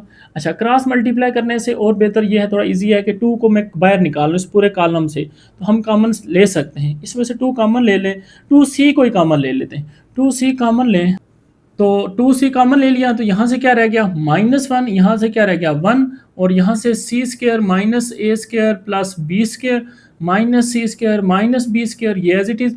यहाँ से देखें a by 2 as it is, यहाँ से मैं इस कॉलम से 2 कॉमन ले लूँ और इस कॉलम से 2c कॉमन ले लूँ, क्वेश्चन और आसान हो जाएगा।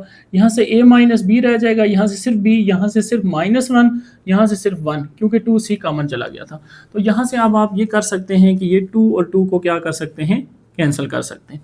अब आप ज़रा इसको मल्टीप्लाई करें तो 2c क्या होगा, ये माइनस से मल्टीप्लाई साइन चेंज हो जाएंगे, सी स्क्र प्लस बी स्क्र, और जब इसको मल्टीप्लाई करेंगे इस तरह तो माइनस टाइम होगा। तो याद रखना माइनस सी स्क्र और इसके साथ माइनस है तो प्लस ए स्क्र, प्लस है तो माइनस बी स्क्र, यानी साइन चेंज करते हैं हम, इस तरह मल्टीप्लाई करते हैं माइनस टाइम। तो यहाँ से क्या रह जाएगा -2ac, ये 1 से मल्टीप्लाई ए माइनस बी, ये माइनस माइनस प्लस बी, क्योंकि इस तरह जब मल्टीप्लाई करते हैं तो माइनस साइन लगाते हैं, तो ये कैंसिल हो जाएंगे। और यहाँ से भी देखें B square minus B square plus C square minus C square plus cancel, तो आपके पास क्या रह गया 2a स्क्र सी, और यहाँ से a इससे मल्टीप्लाई तो -2a से मल्टीप्लाई a स्क्र सी, दोनों टर्म एक जैसी हैं, बिल्कुल सेम हैं, तो ये प्लस ये माइनस कैंसिल, तो आपके पास फाइनली इक्वल टू 0। तो ये भी प्रूफ हो चुका है कि गिवन जो राइट बाइसेक्टर हैं वो हमारे पास क्या हैं, कांग्रेट है। ठीक हो गया स्टूडेंट, उम्मीद है समझ आ गई होगी। मूव करते हैं लास्ट पार्ट जो रह गया इसका, हमारे पास मीडियन प्रूफ करेंगे वो भी कांग्रेट हैं या नहीं। चलें जी, लास्ट पार्ट प्रूफ करते हैं। इससे पहले राइट बाइसेक्टर प्रूफ कर चुके हैं और अब हमें लास्ट पार्ट मीडियन को प्रूफ करना है कि वो भी हमारे पास राइट जो कांग्रेट है या नहीं है। ठीक हो गया। मीडियंस को प्रूफ करने के लिए सबसे पहले इसकी डायग्राम बना लेते हैं, इसकी ज्योमेट्री सामने होगी तो क्वेश्चन इजीली समझ आ जाएगा हम कैसे इक्वेशंस फाइंड करेंगे। तो वैसे ही इसको मैं a कह देता हूँ 0 0, इसको b कह देता हूँ, ये a, 0 था, और इसको c कह देता हूँ, ये हमारे पास b, c। ठीक हो गया। अब हमने मीडियन नाम को सब पढ़ना है, 2 बार पढ़ लें 3 बार पढ़ लें। मीडियन मिड से निकलता है, इसका मतलब सिर्फ एक बात है मिड की। हमें अगर ये मिड पॉइंट पता चल जाए, ये मिड पॉइंट पता चल जाए और ये मिड पॉइंट पता चल जाए तो इक्वेशन लिख सकते हैं।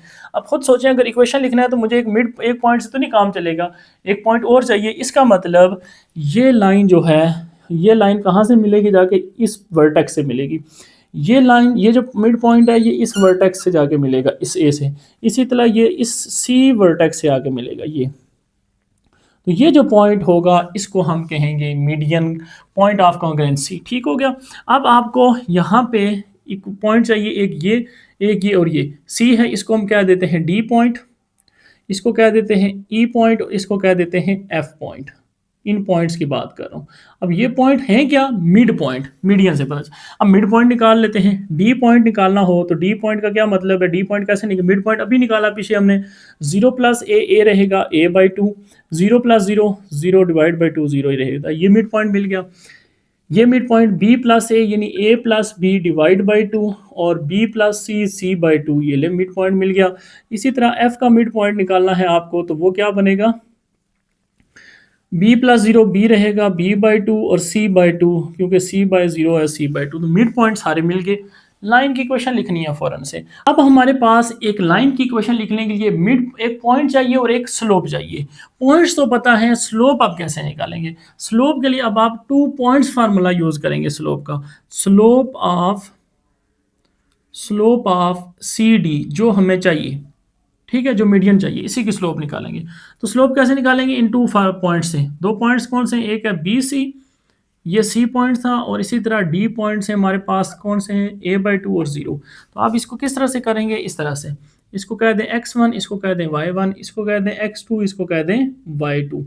अब स्लोप का फार्मूला आपको ऑलरेडी पता है, वही फार्मूला यूज करें, y2 - y1 0 - c divide by x2 a/2 minus b। ये स्लोप मिल गई हमें, इस लाइन की स्लोप मिल गई। बस इसी स्लोप को यूज़ करेंगे और हमारे पास इक्वेशन आ जाएगी। अब इक्वेशन लिखनी है हमने, इक्वेशन ऑफ CD, ठीक है। ये CD हमारे पास क्या है, मीडियन है। तो इक्वेशन लिखने के लिए पॉइंट्स, अब यहाँ पे स्टूडेंट कंफ्यूज होते हैं, पॉइंट्स सर ये यूज़ करें ये यूज़ करें, तो आपकी मर्जी है, दोनों पॉइंट्स आप यूज़ कर सकते हैं क्योंकि दोनों इस लाइन में से गुजर रहे हैं। तो D वाला पॉइंट मैं यूज़ करता हूँ क्योंकि एक 0 है, चलें आसान हो जाएगा काम। तो y1 जो है वो 0 हो जाएगा। स्लोप ये है, स्लोप यही यूज़ करेंगे, इसको कोई माइनस से मल्टीप्लाई करके रेसिप्रोकल नहीं करना क्योंकि हमने इसी लाइन की स्लोप फाइंड की है। तो क्या है, -c/a/2 माइनस b, स्लोप आ गई। इसके साथ x - x1 का पॉइंट क्या होगा फिर a/2 होगा। ये हमारे पास इक्वेशन बन गई। अब इसको थोड़ा मॉडिफाई करते हैं, जीरो लिखने की जरूरत नहीं है, ये टर्म डिवाइड हो रही है, इस तरफ आके मल्टीप्लाई हो जाएगी, तो y के साथ मल्टीप्लाई होगा a/2 माइनस बी, और माइनस सी को दोनों से मल्टीप्लाई करते हैं, माइनस सी एक्स से भी multiply, minus minus plus a c divide by two. अब सारों को एक साइड पे ले आए, इसको इस साइड पे ले आए, तो सी एक्स हो जाएगा, माइनस का इस साइड पे प्लस, ये प्लस, इसी तरह a/2 minus b as it is, y coefficient as it is, equal, sorry, इस इक्वल टू के बाद जो टर्म है उसको भी साइड पे ले आए, minus A c divide by two, अब इक्वल टू जीरो कर दें। This is your first equation of median, इसको आप कहेंगे इक्वेशन नंबर 1।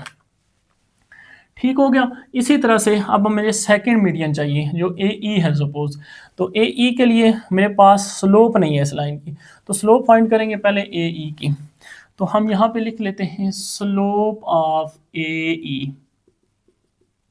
ठीक है, स्लोप ऑफ ए ई क्या आएगी, देखिए ये तो है जीरो, c/2 माइनस जीरो करूँ तो c/2 ही रहेगा, divide by x2 minus x1 करूँ वो भी जीरो है, तो a plus B divide by two, ये भी एज इट इज़। तो यहाँ से ये जो टू डिवाइड हो रहा है ये ख़त्म हो जाएगा, स्लोप आ गई c by a plus b. अब इक्वेशन फाइंड करनी है, इक्वेशन ऑफ ए ई, इस मीडियन की इक्वेशन चाहिए, तो इक्वेशन के दोनों में से कोई भी पॉइंट यूज़ कर लें। तो आप सारे स्टूडेंट कौन सा पॉइंट यूज़ करेंगे, ए वाला, क्यों, इसमें दोनों ही जीरो हैं, तो अच्छी बात है, इजी काम करना चाहिए। स्लोप हमारे पास c by a plus b, और x माइनस x1 भी क्या है, जीरो, तो वाई जीरो लिखने की जरूरत नहीं है, ये ए बी डिवाइड हो रहा है, साइड पे आगे मल्टीप्लाई कर लें, और यहाँ से सी एक्स से मल्टीप्लाई, जीरो लिखने की जरूरत नहीं है, तो इसको साइड पे लेके जाएं आप, C X minus A plus B into Y equal to zero. This is your second equation of median, और मीडियन कौन सा था, ए ई। अब इसी तरह थर्ड फाइंड करना है, तो उसके लिए भी स्लोप चाहिए, स्लोप ऑफ, किसकी स्लोप निकालूंगा, थर्ड मीडियन कौन सा है, बी एफ, तो स्लोप ऑफ बी एफ निकालेंगे डायरेक्ट। ठीक है, क्योंकि अब हमें पॉइंट्स पता है, दो पॉइंट्स, तो वही बात, y2 c/2 माइनस y1 क्या है, जीरो, डिवाइड बाय क्या आएगा, x2 b/2 माइनस a, ये ठीक हो गया। अब यहाँ से हमें इसकी स्लोप मिल गई, अब हमें इक्वेशन चाहिए, तो इक्वेशन के लिए डायरेक्ट आप इक्वेशन ऑफ बी एफ लिख सकते हैं, और कोई भी पॉइंट यूज कर सकते हैं, बी वाला भी और एफ वाला भी। स्टूडेंट कौन सा यूज करेंगे, बी वाला, क्योंकि इसमें जीरो नजर आ रहा है, y minus y1 zero into slope, slope क्या है, c/2 divide by b minus two into A, और इसके साथ x माइनस, x का पॉइंट क्या है, a है। ये ले इक्वेशन आ गई, इसको थोड़ा सिंप्लीफाई करें, ये वैल्यू डिवाइड हो रही है, साइड पे आके मल्टीप्लाई कर देंगे, तो क्या होगा, b/2 माइनस a, इसके साथ y, ये जीरो लिखने की जरूरत नहीं है, c/2 equal to c/2 x से multiply minus A C by two आ जाए।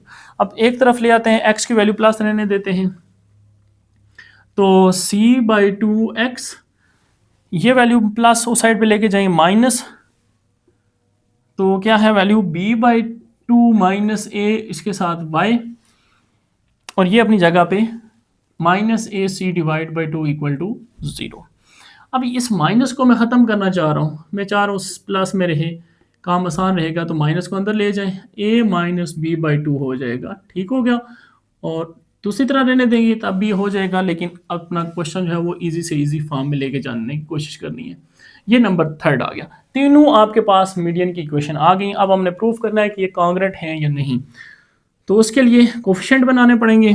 फर्स्ट इक्वेशन x का कोफिशिएंट क्या था हमारे पास, c, y का कोफिशिएंट क्या था, a/2 माइनस बी, और कांस्टेंट टर्म क्या थी, minus A c divide by to.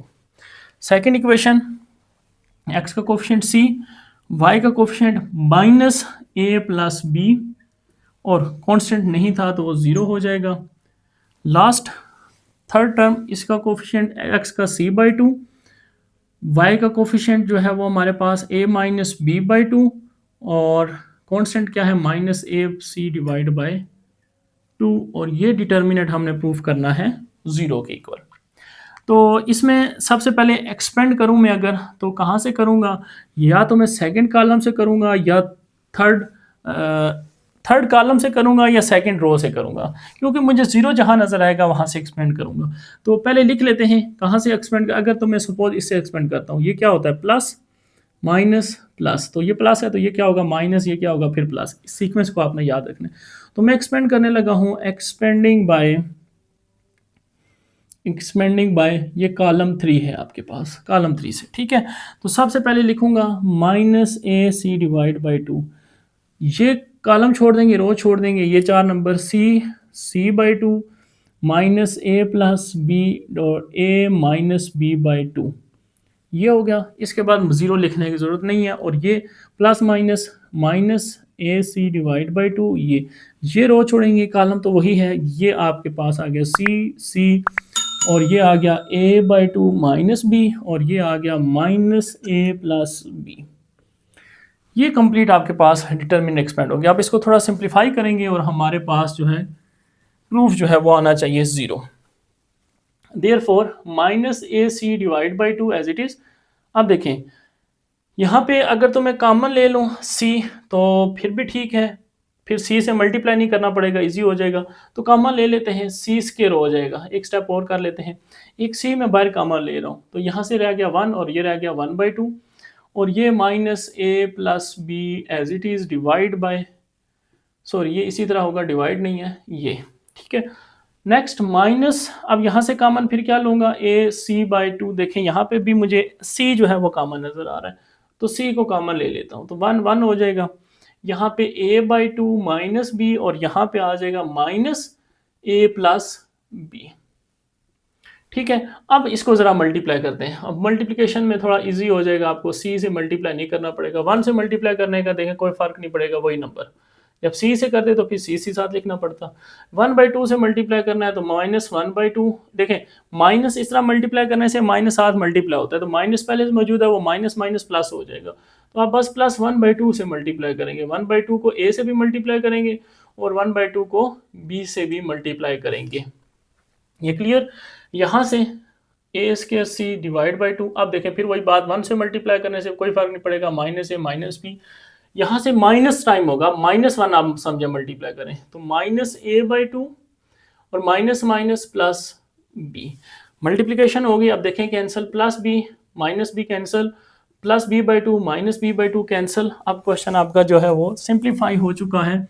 ए सी का स्क्वायर डिवाइड बाई 2, यहाँ पे ए प्लस ए बाई 2 क्या बनता है 3a/2, क्यों 1 प्लस 1/2, 1 में अगर 1/2 ऐड कर दें तो 3/2 बन जाता है, यानी आप एलसीएम लेंगे 2 एलसीएम आएगा, 2 1 2a प्लस ए 3a/2, ठीक है। इसी तरह आप कैलकुलेटर से भी इसको देख सकते हैं, एलसीएम अगर नहीं आता तो। यहाँ से फिर वही बात, -1 -1/2 तो -3a डिवाइड बाई 2, सिर्फ -3 साथ आया, बाकी वैल्यू सेम थी हमारे पास। तो मल्टीप्लिकेशन करनी पड़ेगी हमें, यहाँ पे 3 ए से multiply a square c square divide by 2 2 ज़ार 4, माइनस यहाँ माइनस माइनस क्या हो जाएगा, माइनस माइनस प्लस हो जाएगा, 3 ए से multiply a square c square divide by 4, यहाँ पे आगे, यहाँ पे इसको माइनस आना चाहिए था। इट मीन्स हमने कहीं पे मिस्टेक की है, कहाँ पे की है, यहाँ पे अगर हम देखें, यस यहाँ से हमने ये माइनस था, ये भी माइनस, यहाँ से इस माइनस को छोड़ दिया है, तो यहाँ पे -7 आएगा, -7 आएगा, -7 आएगा। अब ये प्लस है, ये माइनस है, तो ये कैंसिल आउट हो जाएंगे और इक्वल टू 0 आ जाएगा। तो आप यहाँ पे कह सकते हैं ये प्रूफ हो गया है कि ये आपके पास जो मीडियंस थे वो भी क्या है, कॉन्ग्रुएंट है। ठीक हो गया स्टूडेंट, ये वेरी इंपॉर्टेंट क्वेश्चन है, लॉन्ग में पूछा जाता है। उम्मीद है आपको समझ आ गई होगी। अब मूव करते हैं इसके नेक्स्ट क्वेश्चन की तरफ। क्वेश्चन नंबर 3 हमारे पास कह रहा है find the values of m if the points 6 1 -2 -3 and 8 2 m are कोलिनियर्स।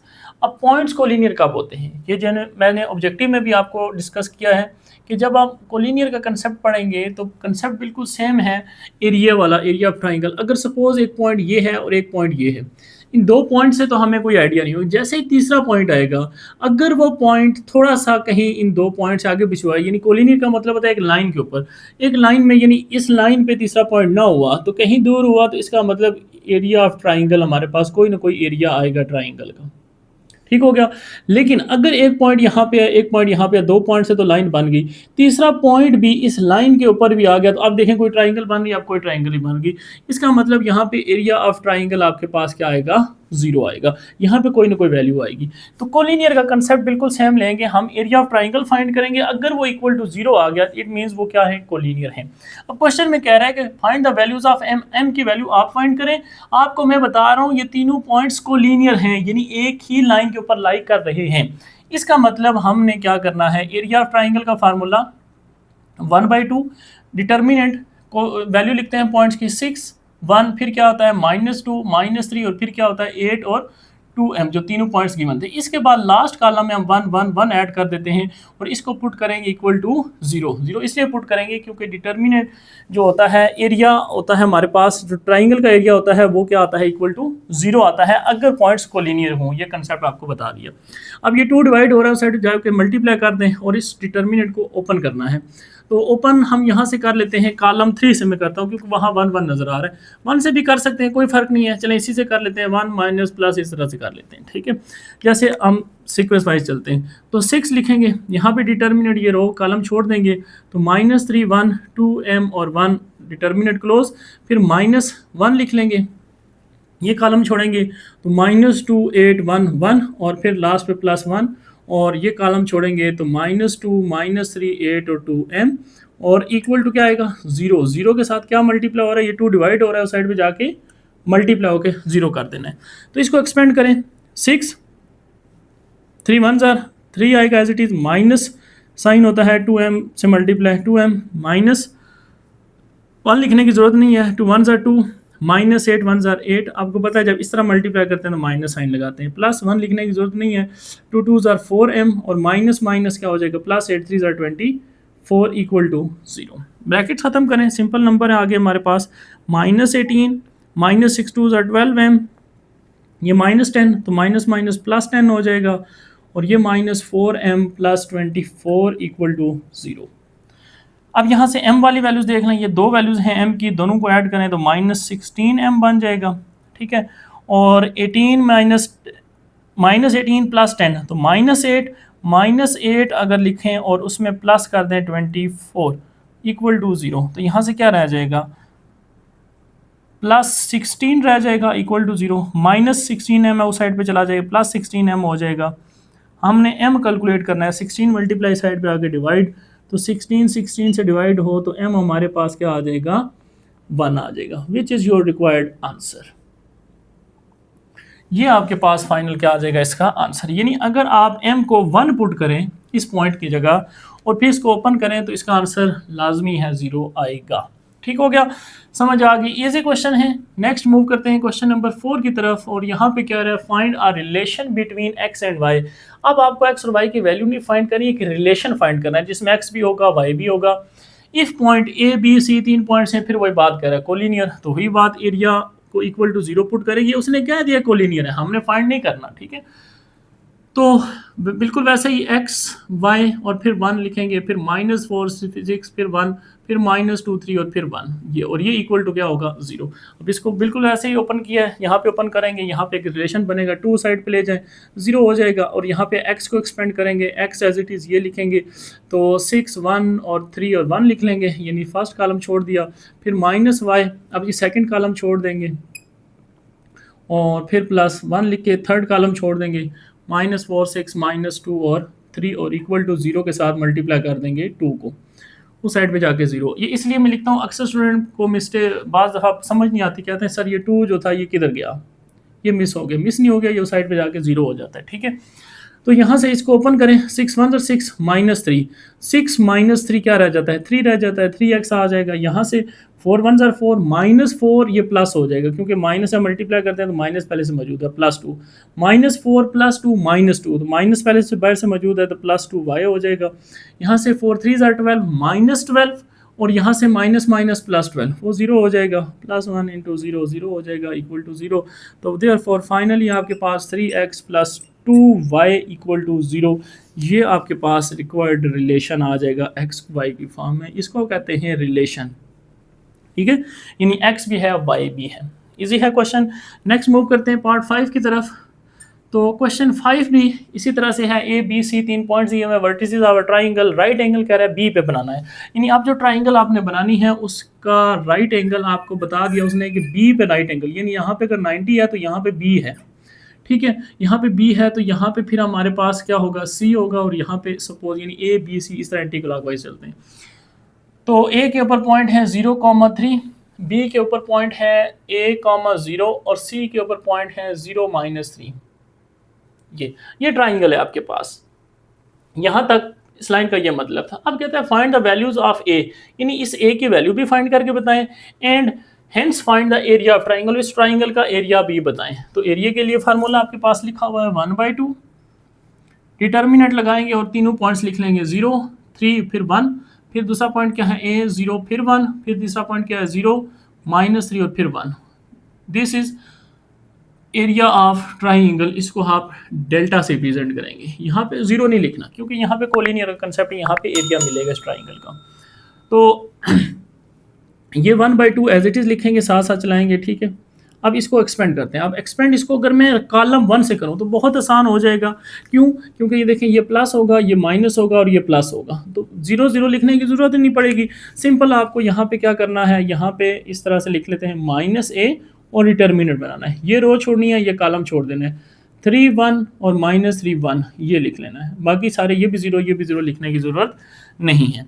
तो यहाँ से एरिया ऑफ ट्राइंगल आपके पास 1/2 माइनस ए को एज इट इज़ लिखते हैं, और यहाँ से क्या आएगा 3 1 3 माइनस, और माइनस पहले से मौजूद है, प्लस हो जाएगा 3 1 3, और ये ब्रैकेट क्लोज, 3 3 प्लस 6 6। तो आप यहाँ पे एरिया लिख लेंगे 1/2 और ए, और इसके साथ आ जाएगा 6 a बल्कि लिख लें आप 6a। तो यहाँ से इस 2 को सिंप्लीफाई करें, 2 1 2 2 3 6, देयरफॉर एरिया आपके पास आ जाएगा -3a, ठीक है। अभी ए की वैल्यू रहती है। अब जब इसमें ए की वैल्यू पुट करेंगे तो हमें एक नंबर मिल जाएगा कि एरिया क्या है। अब ए कैसे फाइंड करेंगे? ए के लिए बस ये जो उसने हिंट दी थी ना कि राइट एंगल बी पे बनता है, इसका मतलब आपको ये पता है कि ये लाइन जो है ए बी और ये बी सी, ये दो लाइंस क्या है आपस में परपेंडिकुलर हैं। जब दो लाइंस परपेंडिकुलर हों तो उनकी स्लोप का प्रोडक्ट -1 होता है। इसका मतलब हमें स्लोप फाइंड करनी है ए बी की। बहुत आसान है, क्या होता है y2 - y1 0 -3 divide by x2 - x1 a -0, तो क्या आएगा -3/a। स्लोप मिल गई, ए बी की स्लोप मिल गई। इसी तरह से स्लोप ऑफ बी सी बिल्कुल same, y2 - y1 -3 -0 divide bye x2 - x1 0 -a, तो -3 divide by -a, minus cancel 3/a, दोनों की स्लोप मिल गई। अब हमें पता है दो लाइंस परपेंडिकुलर हैं, देयरफॉर आप लिखेंगे इसकी स्लोप का नाम दे दें इसको m1, इसका नाम दे दें इसको m2, ठीक है। यानी इसको लिख लूँ m1, इसको लिख लूँ m2। दो लाइंस परपेंडिकुलर हैं, m1 m2 का प्रोडक्ट इसके इक्वल आना है -1 के। तो यहाँ से m1 की जगह -3/a और m2 की जगह 3/a इक्वल टू -1। तो यहाँ से ये माइनस इस साइड से, ये माइनस इस साइड से cancel, 3 3 9 divide by a square divide उस साइड पे जाके मल्टीप्लाई, ए स्क्वायर खत्म करना है, taking square root on both side, square से कैंसिल, तो +-3 ए की वैल्यू आ गई। ये एक रिजल्ट उसने पूछा था कि मुझे ए बताएं, तो ए आएगा +-3। जब ए +-3 है तो यहाँ पे जब आप पुट करेंगे -3, ए की जगह जब +3 पुट करेंगे तो देख लें -9 आएगा, लेकिन एरिया तो नेगेटिव नहीं होता, तो फिर हम क्या करेंगे एब्सोल्यूट लगा लेंगे और आंसर ले आएंगे +9। इसी तरह से एरिया आप अगर जब -3 पुट करेंगे तो माइनस +9 ऑटोमेटिकली +9 है। दोनों के साथ आप चाहें तो स्क्वायर यूनिट लिख सकते हैं, क्योंकि एरिया जो होता है वो स्क्वायर यूनिट में होता है। तो दोनों का आंसर सेम ही है, 9 आंसर जो है वो आपका कंसीडर होगा फाइनल आंसर। ठीक हो गया स्टूडेंट, उम्मीद है आपको समझ आई होगी। मूव करते हैं नेक्स्ट क्वेश्चन की तरफ। क्वेश्चन नंबर 6 हमारे पास कह रहा है अ सर्कल है सेंटर एट पॉइंट 53, यानी सर्कल है उसका सेंटर 5 और 3 पे है, एंड रेडियस 5, और जो रेडियस है 5 है। रेडियस क्या होता है? सर्कल के सेंटर से लेके बाउंड्री तक जो जितना भी डिस्टेंस होता है वो रेडियस होता है, वो सारा सेम होता है। 5 यहाँ से यहाँ 5 है तो यहाँ से यहाँ भी 5 होगा, और यहाँ से यहाँ किसी भी पॉइंट पे लेके जाए 5 ही होगा। कहते हैं this circle intersects the y axis, ये सर्कल जो है वाई एक्सिस पे इंटरसेक्ट करता है एट वन पॉइंट, एक पॉइंट पे एक इंटरसेप्ट है इसका, वो क्या है 0,3 डायग्राम में नजर आ रहा है, और ये डायग्राम आपको गिवन होगी पेपर में। And the x axis at two interceptor, x axis पे 2 पॉइंट पे इंटरसेप्ट कर रहा है, यहाँ पे और यहाँ पे, वो पॉइंट्स नहीं हमें दिए। What is the area of triangle from by these intercept, और ये जो ट्राइंगल्स का एरिया बनता है इन इंटरसेप्ट से, वो ट्राइंगल का एरिया आप मुझे फाइंड करके बताएं। अब अगर बुक की बात करें, बुक में उसने ग्राफ जो टेबल जो डायग्राम दी है ये आपको ग्राफ पे दी है, और ग्राफ पे क्लियर ही नजर आ रहा है, यहाँ पे 1 है लिखा हुआ और आगे 2 3 4 5, इन मीन्स 5 से अगर ये 1 इसको माइनस कर दे तो ये जो लेंथ है वो 4 आएगी। इसी तरह से यहाँ से भी नजर आ रहा होगा आपको, बुक पे देखें तो यहाँ तक जो है वो 8 बन रहा है, ठीक है 9 बन रहा है, इसके आगे फिर यहाँ पे 10 है, इट मीन्स 5 से आगे यहाँ तक फिर 4 है। तो उसको तो नजर वहां से भी तो आपको पता चल रहा है 4 है। लेकिन अगर सपोज करें कि आपको ये डायग्राम दी हुई है और लाइंस नहीं लगी हुई और कोई आइडिया नहीं है यहाँ पे क्या वैल्यू है पीछे, तो आप यहाँ पे कैसे निकालेंगे, उसका भी मेथड है। वो क्या है, आप देखें यहाँ पे एक राइट एंगल ट्राइंगल नजर आएगी आपको, यहाँ पे देखें 90 का एंगल, इसी तरह यहाँ पे भी 90 का एंगल। तो जब राइट एंगल है तो इट मीन्स आप यहाँ पे पाइथागोरस थ्योरम लगा सकते हैं। वो क्या है, बहुत आसान है, कोई मुश्किल नहीं है, उसको भी यूज़ करके आप निकाल सकते हैं एरिया। वो क्या है, यहाँ से ये आपके पास बन जाएगी बेस, ये क्या बन जाएगा परपेंडिकुलर, और ये क्या बन जाएगा हाइपोटेन्यूज, ठीक है। और फार्मूला क्या होता है हमारे पास, h का स्क्वायर इक्वल टू p का स्क्वायर प्लस b का स्क्वायर। अब h क्या है 5 का स्क्वायर ले लें इक्वल टू p क्या है परपेंडिकुलर 3 का स्क्वायर प्लस बेस का स्क्वायर हमने फाइंड करना है। तो 5 का स्क्वायर 25, 3 का स्क्वायर 9, इस साइड पे आके माइनस b का स्क्वायर खत्म करने के लिए स्क्वायर रूट कैंसिल, देयरफॉर आप यहाँ से कहेंगे कि b सर आएगा 16 और 16 का स्क्वायर रूट 4। अब प्लस माइनस नहीं लगाएंगे क्योंकि लेंथ है कि नेगेटिव नहीं हो सकती। बेस पता चल गई, यानी ये वैल्यू पता चल गई 4 आ रही है। इस तरह से भी आप निकाल सकते हैं, आपको एक्सिस से उस लाइनों से भी पता चल रहा है, लेकिन इस तरह से भी आप निकाल सकते हैं। अब अगर ये 4 है और ये देखेंगे ये भी 4 ही आएगी, क्यों, जब ये 3 है तो ये भी वही लाइन है ना, ये भी 3 और 5 है तो ये भी क्या होगा 4 ही होगा। अब देखें हमने एरिया फाइंड करना है ट्राइंगल का, तो एरिया ट्राइंगल क्या होता है 1/2 मल्टीप्लाई लेंथ मल्टीप्लाई विड्थ। एक तो ये मेथड है, दूसरा मेथड तो हम बहुत सारे क्वेश्चन कर चुके हैं, पॉइंट्स हमें पता है, ये भी पॉइंट्स, ये भी पॉइंट और ये भी पॉइंट, तीनों पॉइंट से हम बहुत सारे क्वेश्चन में एरिया फाइंड किया है, यहाँ पे भी हम फाइंड करेंगे। लेकिन वो मेथड कराना मेरे ख्याल में बेहतर नहीं है, क्योंकि वो वहाँ पे भी सीख लेंगे, पहले भी सीख चुके हैं, अब ये दूसरे मेथड भी सीखना चाहिए। ये पॉइंट हमें पता है 5 3, ये पॉइंट भी आपको पता चल गया। कैसे पता चल गया, यहाँ पे देखें, यहाँ पे एक्स की वैल्यू होगी, वो एक्स की वैल्यू क्या आ गई, यहाँ पे हम देखें तो एक्स की वैल्यू आ गई हमारे पास 1, ठीक है 1, और वाई एक्सिस तो यहाँ पे 0 होता है। इसी तरह इसको देखें तो यहाँ पे x की वैल्यू हमारे पास क्या आएगी 9, और y की वैल्यू क्या आएगी हमारे पास 0, क्योंकि यहाँ पे y एक्सिस नहीं होता, वो 0 होगा। ये जो वैल्यू है ये कैसे निकाल रहा हूँ 9 कैसे 1, यानी यहाँ से यहाँ तक अगर देखें तो ये 1 है, ठीक है 1 + 4 करेंगे तो 5 बनेगा, क्योंकि इस ये लेंथ मुझे पता चली है 4 है, ये 4 है तो इसके पीछे फिर क्या होगा 1 1 + 4 5 बन जाएगा। हम यहाँ पहुँच गए 5, यानी इस ट्राइंगल तक ये एंगल, तो पॉइंट ये 1 0 बन गया। इसी तरह ये 5 था तो 5 में 4 फिर ऐड करेंगे तो 9 बन जाएगा 9,0। तो अब आप ये पॉइंट और ये पॉइंट तीनों पॉइंट्स को यूज़ करेंगे एरिया ऑफ ट्राइंगल, तो वो आपके पास आ जाएगा। अब हम इस मेथड से निकालते हैं, तो ये ज़्यादा ईजी है। 1/2 लेंथ कितनी है, ये है 4 + 4 कितना हो गया 8, मल्टीप्लाई विड्थ कितनी है, विड्थ की हाइट लिखी हुई है 3, तो आप इसको सॉल्व करें तो ये आपके पास आ जाएगा 1/2 8 × 3 24, 2 1 = 2, 2 12 = 24, देयरफॉर 12 स्क्वायर यूनिट आपके पास जो है वो एरिया आ जाएगा रिक्वायर्ड ट्राइंगल का। तो ये देख लें, ये ज़्यादा इजी है ना कि आप पॉइंट्स निकालें और पॉइंट से फिर आप ट्राइंगल वो फार्मूला लगाएं, क्या उसे कहते हैं डिटर्मिनेट वाला 1/2 करके, ठीक है। तो ये ज़्यादा इजी है। नेक्स्ट चलते हैं क्वेश्चन नंबर 7 की तरफ। तो क्वेश्चन नंबर 7 में अब आपका जो विश थी जिनकी स्टूडेंट की पॉइंट से करें तो उनके लिए अब ये क्वेश्चन आ गया, find area of triangle. Area of triangle find करना है form by joining the mid points of sides of triangle. कहते हैं ये ट्राइंगल की साइड्स हैं, इनको ज्वाइन करें। सबसे पहले तो ये समझें, ये आपके पास समझ लें एक ट्राइंगल है और इसके पॉइंट्स दिए हुए हैं, सपोज 0 -1 और ये पॉइंट है, देखें ये x यहाँ पे 0 है, ठीक है, और y -1 है, ठीक है। और इसी तरह से यहाँ पे मैं इसको लिख लूँ x 0, ये इस जगह पे लिख लेता हूँ, y एक्सिस पे x 0 होता है इस तरह से, और ये इधर, ये आगे पीछे लिख सकते हैं, कोई फ़र्क नहीं पड़ता। मैं इसको आपको यहाँ पे बस थोड़ा सा कोशिश कर रहा हूँ कि ये एक्सिस वाइज चले, यानी एक्स एक्सिस वाई एक्सिस के अकॉर्डिंग बने। तो यहाँ पे ये हमारे पास ट्राइंगल गिवन है।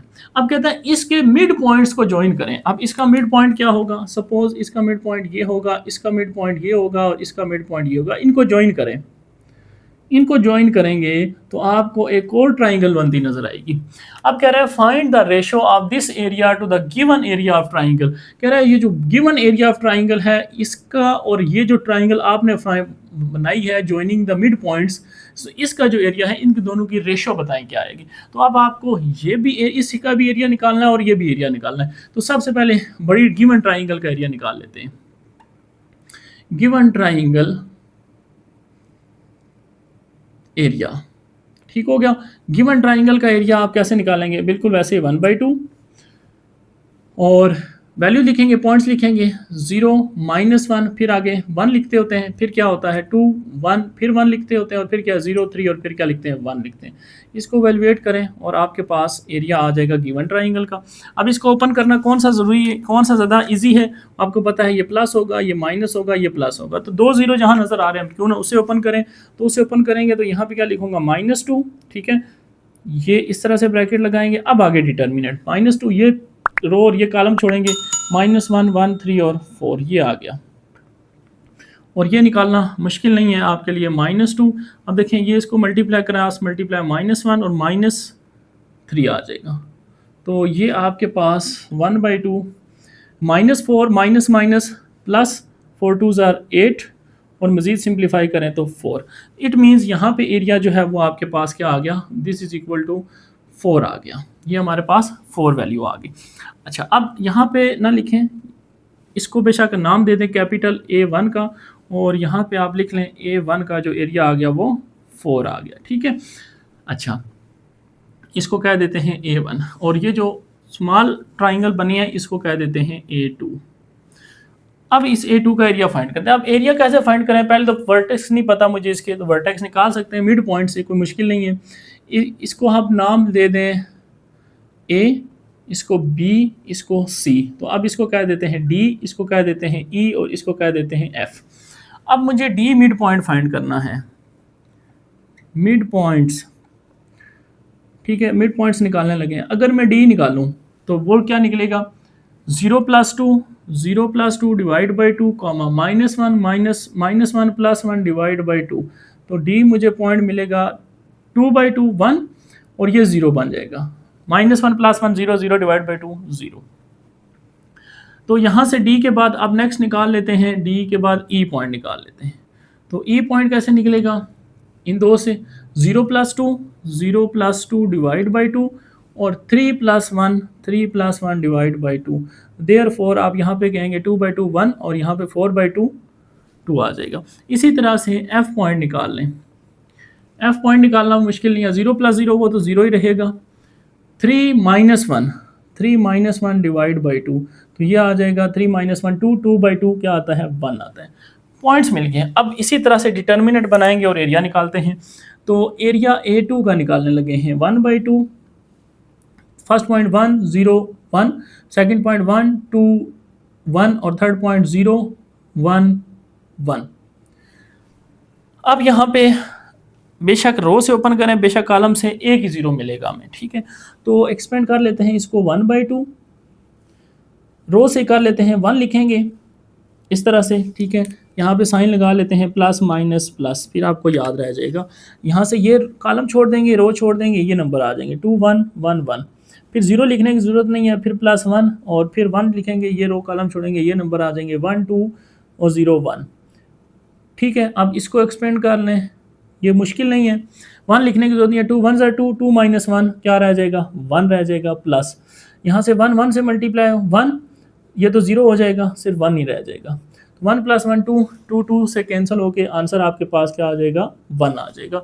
इसका मतलब एरिया A2 जो है वो 1 आया। अब रेशो किस तरह से लिखनी है, क्वेश्चन को पढ़े, find the ratio of this area, इस एरिया की ratio two the given area.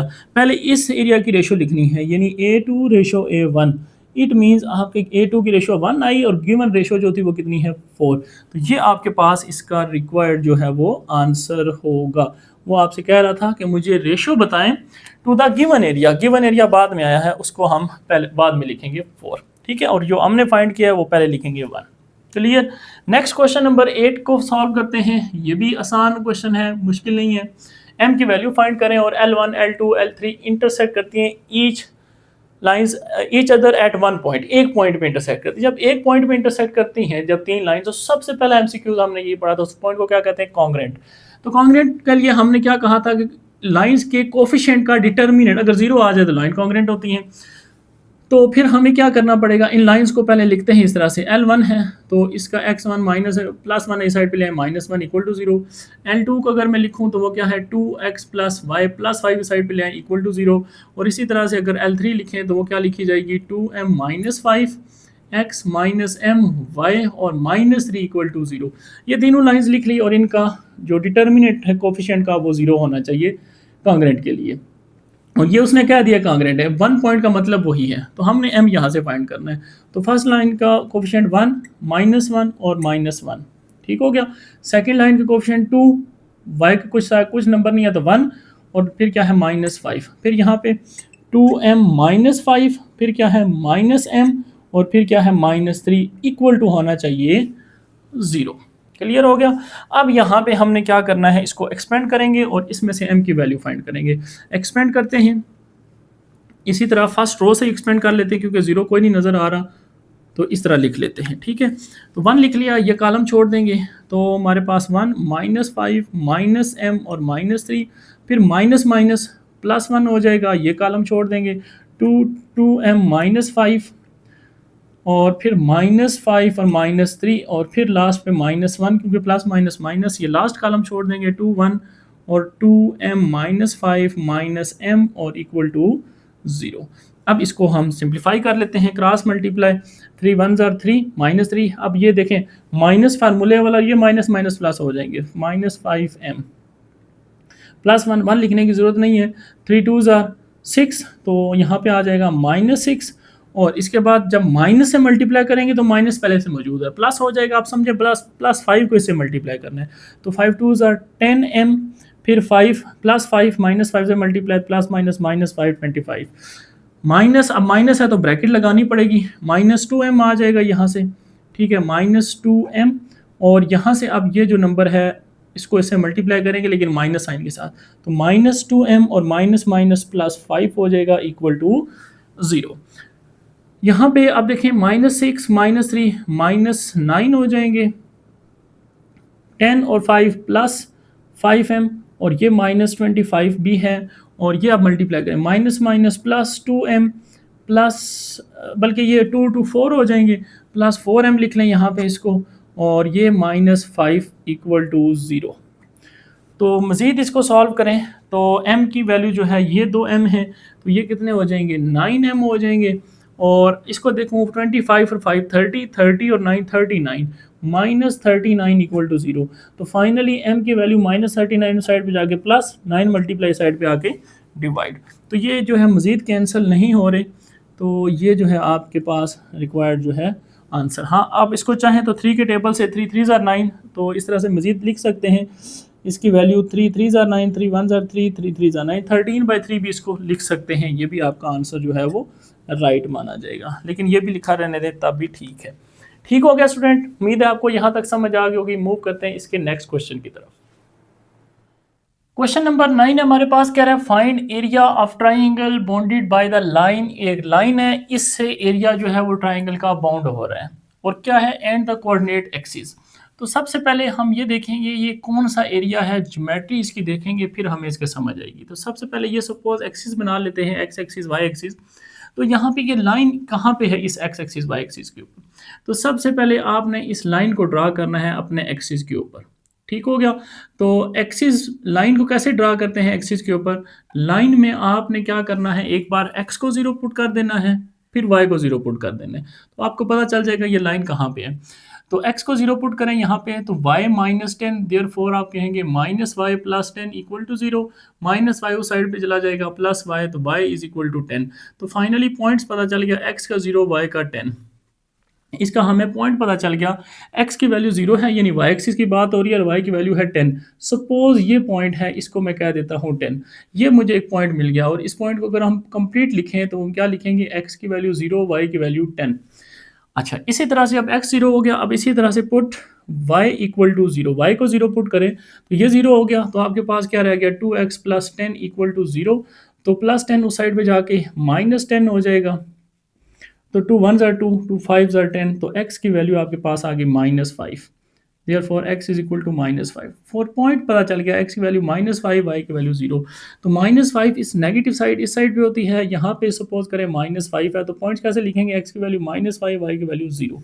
तो ये 2 पॉइंट्स पता चल गए, और ये 2 पॉइंट्स पता चलने का मतलब ये है कि ये एक लाइन पता चल गई कि ये लाइन किस तरह से, जो उसने लाइन दी थी, वो जो गिवन लाइन है आपकी, सपोज करेंगे ये इस तरह से है, ये लाइन है।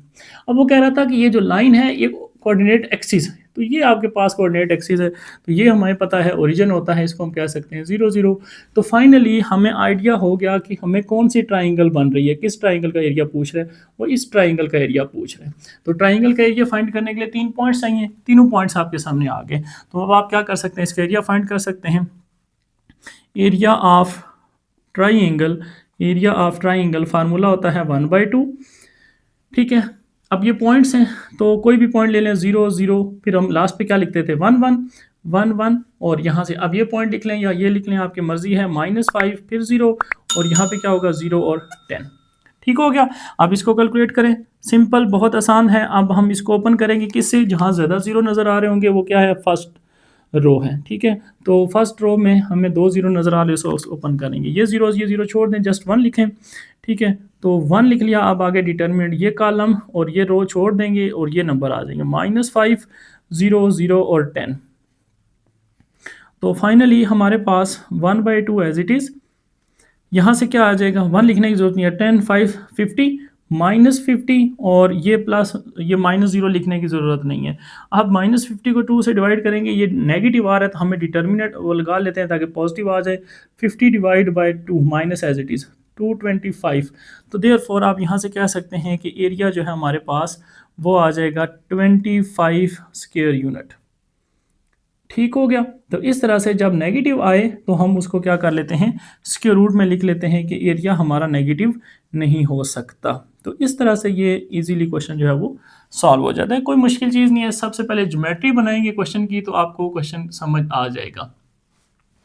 Question number 10, find area of triangle bonded by the lines. अब फिर एरिया ऑफ ट्राइंगल फाइंड करना है, लेकिन अब पॉइंट्स नहीं पता। वही बात, एरिया ऑफ ट्राइंगल जब तक नहीं फाइंड कर सकते जब हमें ये पॉइंट्स नहीं पता होंगे। पॉइंट्स निकालने हैं। अब यहाँ पे एक लाइन ये गिवन है और ये 2 लाइंस हैं, तो इन 2 लाइंस को पहले हम ब्रेक करेंगे, एक लाइन बनाएंगे, ठीक है। तो इसको लेके चलते हैं, x square minus x y minus 6y square equal to 0। तो अब इसकी फैक्टराइजेशन कर लेते हैं, 6 1 are 6, तो 6 के फैक्टर क्या बनेंगे, 3 और 2 -3xy और प्लस 2xy माइनस 6y का स्क्वायर इक्वल टू 0। अब इसको देख लें क्या ठीक बनाएं, यहाँ से माइनस करेंगे तो माइनस रहेगा और मल्टीप्लाई करेंगे तो प्लस माइनस 6x स्क्वायर, ठीक है। 6x स्क्वायर वाई स्क्वायर आ रहा है। अब कॉमन ले लें, फर्स्ट 2 में से कॉमन x आएगा तो x माइनस यहाँ से x कॉमन आएगा तो 3y आ जाएगा, और यहाँ से क्या कॉमन आएगा, 2 और y कॉमन आएगा तो x माइनस 2 3 are 6, एक y कॉमन, एक y रह गया इक्वल टू 0। ये दोनों एक जैसे आए, इसका मतलब आपने फैक्टराइजेशन सही लिखी है। तो आप क्या करेंगे, एक बार जो कॉमन है फैक्टर एक जैसे हैं उनको एक ब्रैकेट में लिखते हैं और दोनों बाकियों को एक ब्रैकेट में लिख के इक्वल टू 0। अब आपके पास यहाँ से 2 लाइन्स बन गई, एक x plus 2y equal to 0 और फिर इसके अलावा एक बन गई x minus 3y equal to 0। तो अब हमारे पास 3 लाइन्स हैं, कौन कौन सी, इसको कह दें लाइन 1, इसको कह दें लाइन 2 और इसको कह दें लाइन 3। अब इन तीनों लाइंस को आप इसमें सॉल्व करेंगे और पॉइंट्स फाइंड करेंगे इनके, वो पॉइंट्स फिर हमारे पास जो है वो एरिया फाइंड करने में हेल्प होंगे। तो सबसे पहले सॉल्व कर लेते हैं, आपकी मर्जी है कोई भी लाइन सॉल्व करने, L1 एंड L2 को सॉल्व कर लेते हैं। तो लिखते हैं L1 L2 x plus y equal to 0, x minus 3y equal to 0। तो अगर मैं इनको सॉल्व करूं तो मैं इनको सब्ट्रैक्ट करूंगा, x के साइन डिफरेंस हो जाएंगे, ये प्लस हो जाएगा, तो बाकी ज़ीरो तो लिखने की ज़रूरत नहीं है, तो ये कैंसिल हो जाएंगे। तो 3 + 2 5y = 0, तो यहाँ से 0 आपके पास आ गया y मिल गया। अब इन्हीं दो इक्वेशन में कहीं भी पुट कर दें, ठीक है, क्यों, जिनको सॉल्व कर रहे हैं 1 और 2 में। तो 1 में अगर मैं y 0 पुट करूँ तो x भी 0 मिल जाएगा, देयरफॉर x भी = 0। तो यहाँ से हमें एक पॉइंट मिल चुका है 0,0। फर्स्ट पॉइंट पता चल गया। इसी तरह से सेकंड पॉइंट को भी फाइंड करना है, तो अब यहाँ पे लिख लेते हैं सॉल्व L1 एंड L1 और L2 हो गए। अब L1 और L3, तो L1 लिख लें, ऊपर क्या है L1 x + 2y = 0 और L3 क्या है x - y + 3 = 0। फिर वही बात, साइन चेंज करने पड़ेंगे, ये प्लस है तो माइनस हो जाएगा, प्लस हो जाएगा माइनस हो जाएगा, तो आप ये प्लस माइनस कैंसिल कर दें। 2 और +1 कितने हो जाएंगे 3y, और ये -3 = 0, -3 उस साइड पे जाके +3, तो 3 मल्टीप्लाई साइड पे जाके डिवाइड, तो y की वैल्यू आ गई 1।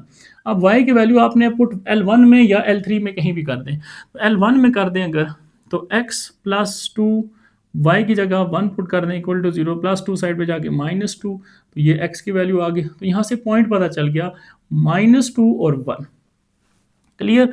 अब इसी तरह से लास्ट पॉइंट भी हमने फाइंड करना है, और उसके लिए हमें किसको सॉल्व करना पड़ेगा, यहाँ पे सॉल्व। अब L1 L2 से भी हो चुकी है, L1 L3 से भी हो चुकी है, तो अब L2 को लेके चलते हैं। L2 को सॉल्व कर लेते हैं, L2 एंड L3 सॉल्व कर लेते हैं। देखें L2 L1 से नहीं होगी, क्योंकि L1 L2 या L2 L1 वो एक ही बात है। तो L2 और L3 आपने कहीं भी सॉल्व नहीं की, 1 3 थी, 1 2 थी, 2 3 नहीं थी। अब L2 और L3 को सॉल्व कर ले, तो x - 3y = 0, ये L2 है। L3 ये लिखी हुई है आपके पास, x - y + 3 = 0।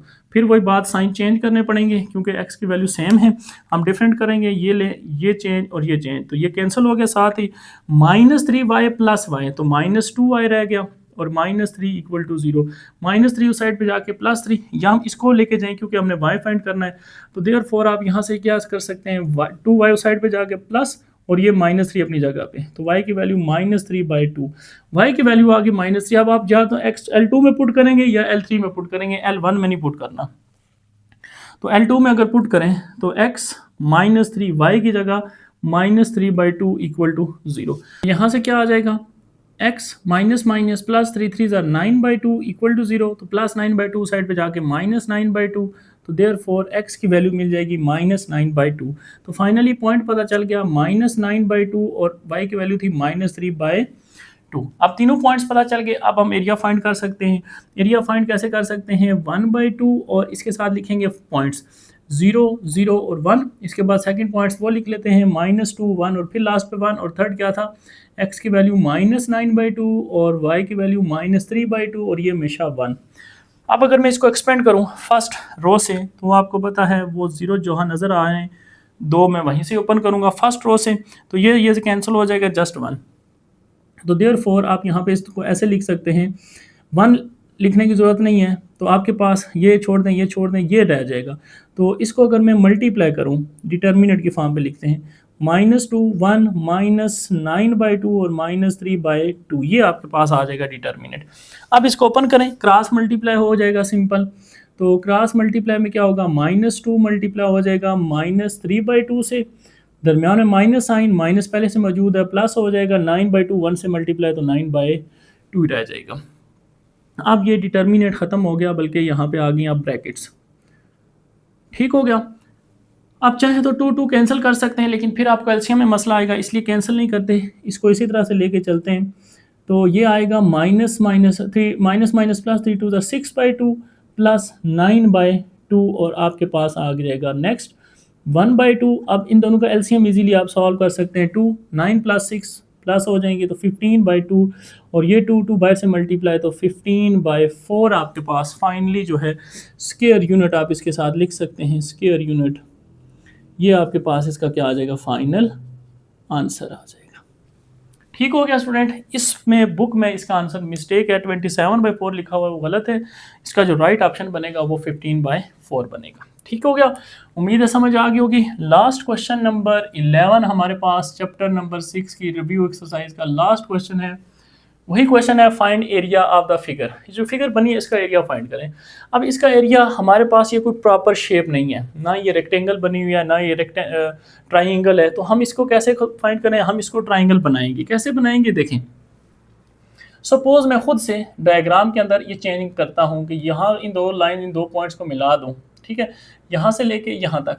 अब देखें ऊपर भी एक ट्राइंगल बन रही है, नीचे भी एक ट्राइंगल बन रही है, तो मैं ऊपर वाली ट्राइंगल का एरिया निकाल लूँ, फिर नीचे वाली का, दोनों को ऐड कर दूँ तो टोटल एरिया आ जाएगा। तो ये कंसेप्ट हम यूज़ करेंगे। तो सबसे पहले एरिया मैं फाइंड करने लगा हूँ किसका, ए बी सी, यानी इस ऊपर वाले ट्राइंगल का। तो ए बी सी का एरिया फाइंड करने के लिए हमें क्या करना पड़ेगा, डिटर्मिनेंट बनाना पड़ेगा और पॉइंट्स लिखने पड़ेंगे। ए का पॉइंट -3, 1 और 1, बी का पॉइंट -1, 4 और फिर 1, और सी का पॉइंट 3, 2 और 1। तो मुश्किल होता है पॉइंट्स फाइंड करने। पॉइंट्स आप पहले से दिए हुए हैं तो फिर कोई मसला नहीं है। ये क्वेश्चन ज़्यादा इंपॉर्टेंट है, इस तरह के क्वेश्चन जहाँ पे पॉइंट्स नहीं होते, पहले खुद से फाइंड करने होते हैं, फिर हमें एरिया निकालना होता है, ठीक है। तो इस तरह इनकी प्रैक्टिस आपने करनी है। नेक्स्ट आप देखें, इसको ओपन करें 1/2। अब 0 कोई नहीं है तो हमें बस फर्स्ट से ही ओपन करना है इसको। तो मैं लिख लेता हूँ -3, फिर डिटर्मिनेंट, ये रो कॉलम छोड़ दें, 4, 1, 2, 1, ठीक है। फिर इसी तरह से -1 आएगा, ये सेकंड कॉलम छोड़ेंगे, -1, 3, 1, 1 आएगा, और फिर +1 लास्ट पे, लास्ट कॉलम छोड़ेंगे, -1, 4, 3 और 2 आ जाएगा।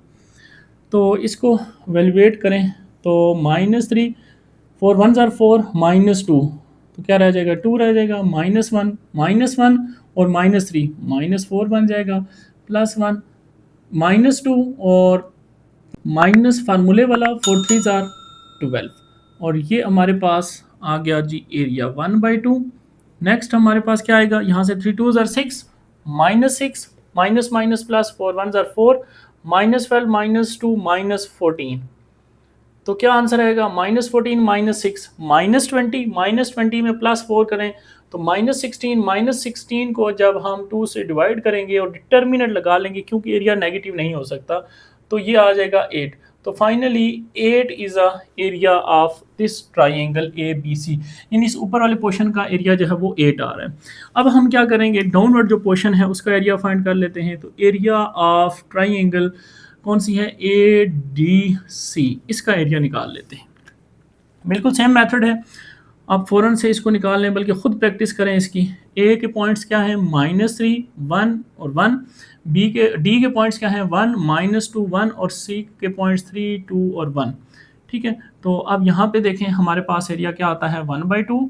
वही बात, -3 लिखेंगे, फर्स्ट कॉलम फर्स्ट रो छोड़ के, -2, 1, 2, 1, फिर इसी तरह -1, फिर सेकंड कॉलम छोड़ के 1, 3, 1, 1, और इसी तरह से +1 लास्ट कॉलम छोड़ के हमारे पास 1, -2, 3 और 2, और ये हमारे पास आ गया इसका एरिया। अब इसको वैल्यूएट करते हैं, देखते हैं हमारे पास क्या एरिया आता है। 1/2 एज इट इज़, ये -3 एज इट इज़, यहाँ पे 2 1s are 2, -2, माइनस फार्मूले वाला, तो 2 1s are 2, -2। ये अक्सर स्टूडेंट पेपर में मिस्टेक कर देते हैं, इसको मल्टीप्लाई करते हुए माइनस नहीं लगाते, तो फिर आंसर गलत आ जाता है, ठीक है। इसलिए आपने और से करना है, 1 1 से मल्टीप्लाई करके 1, -3 1s are 3, ये 1 लिखने की भाई ज़रूरत नहीं है, ठीक है।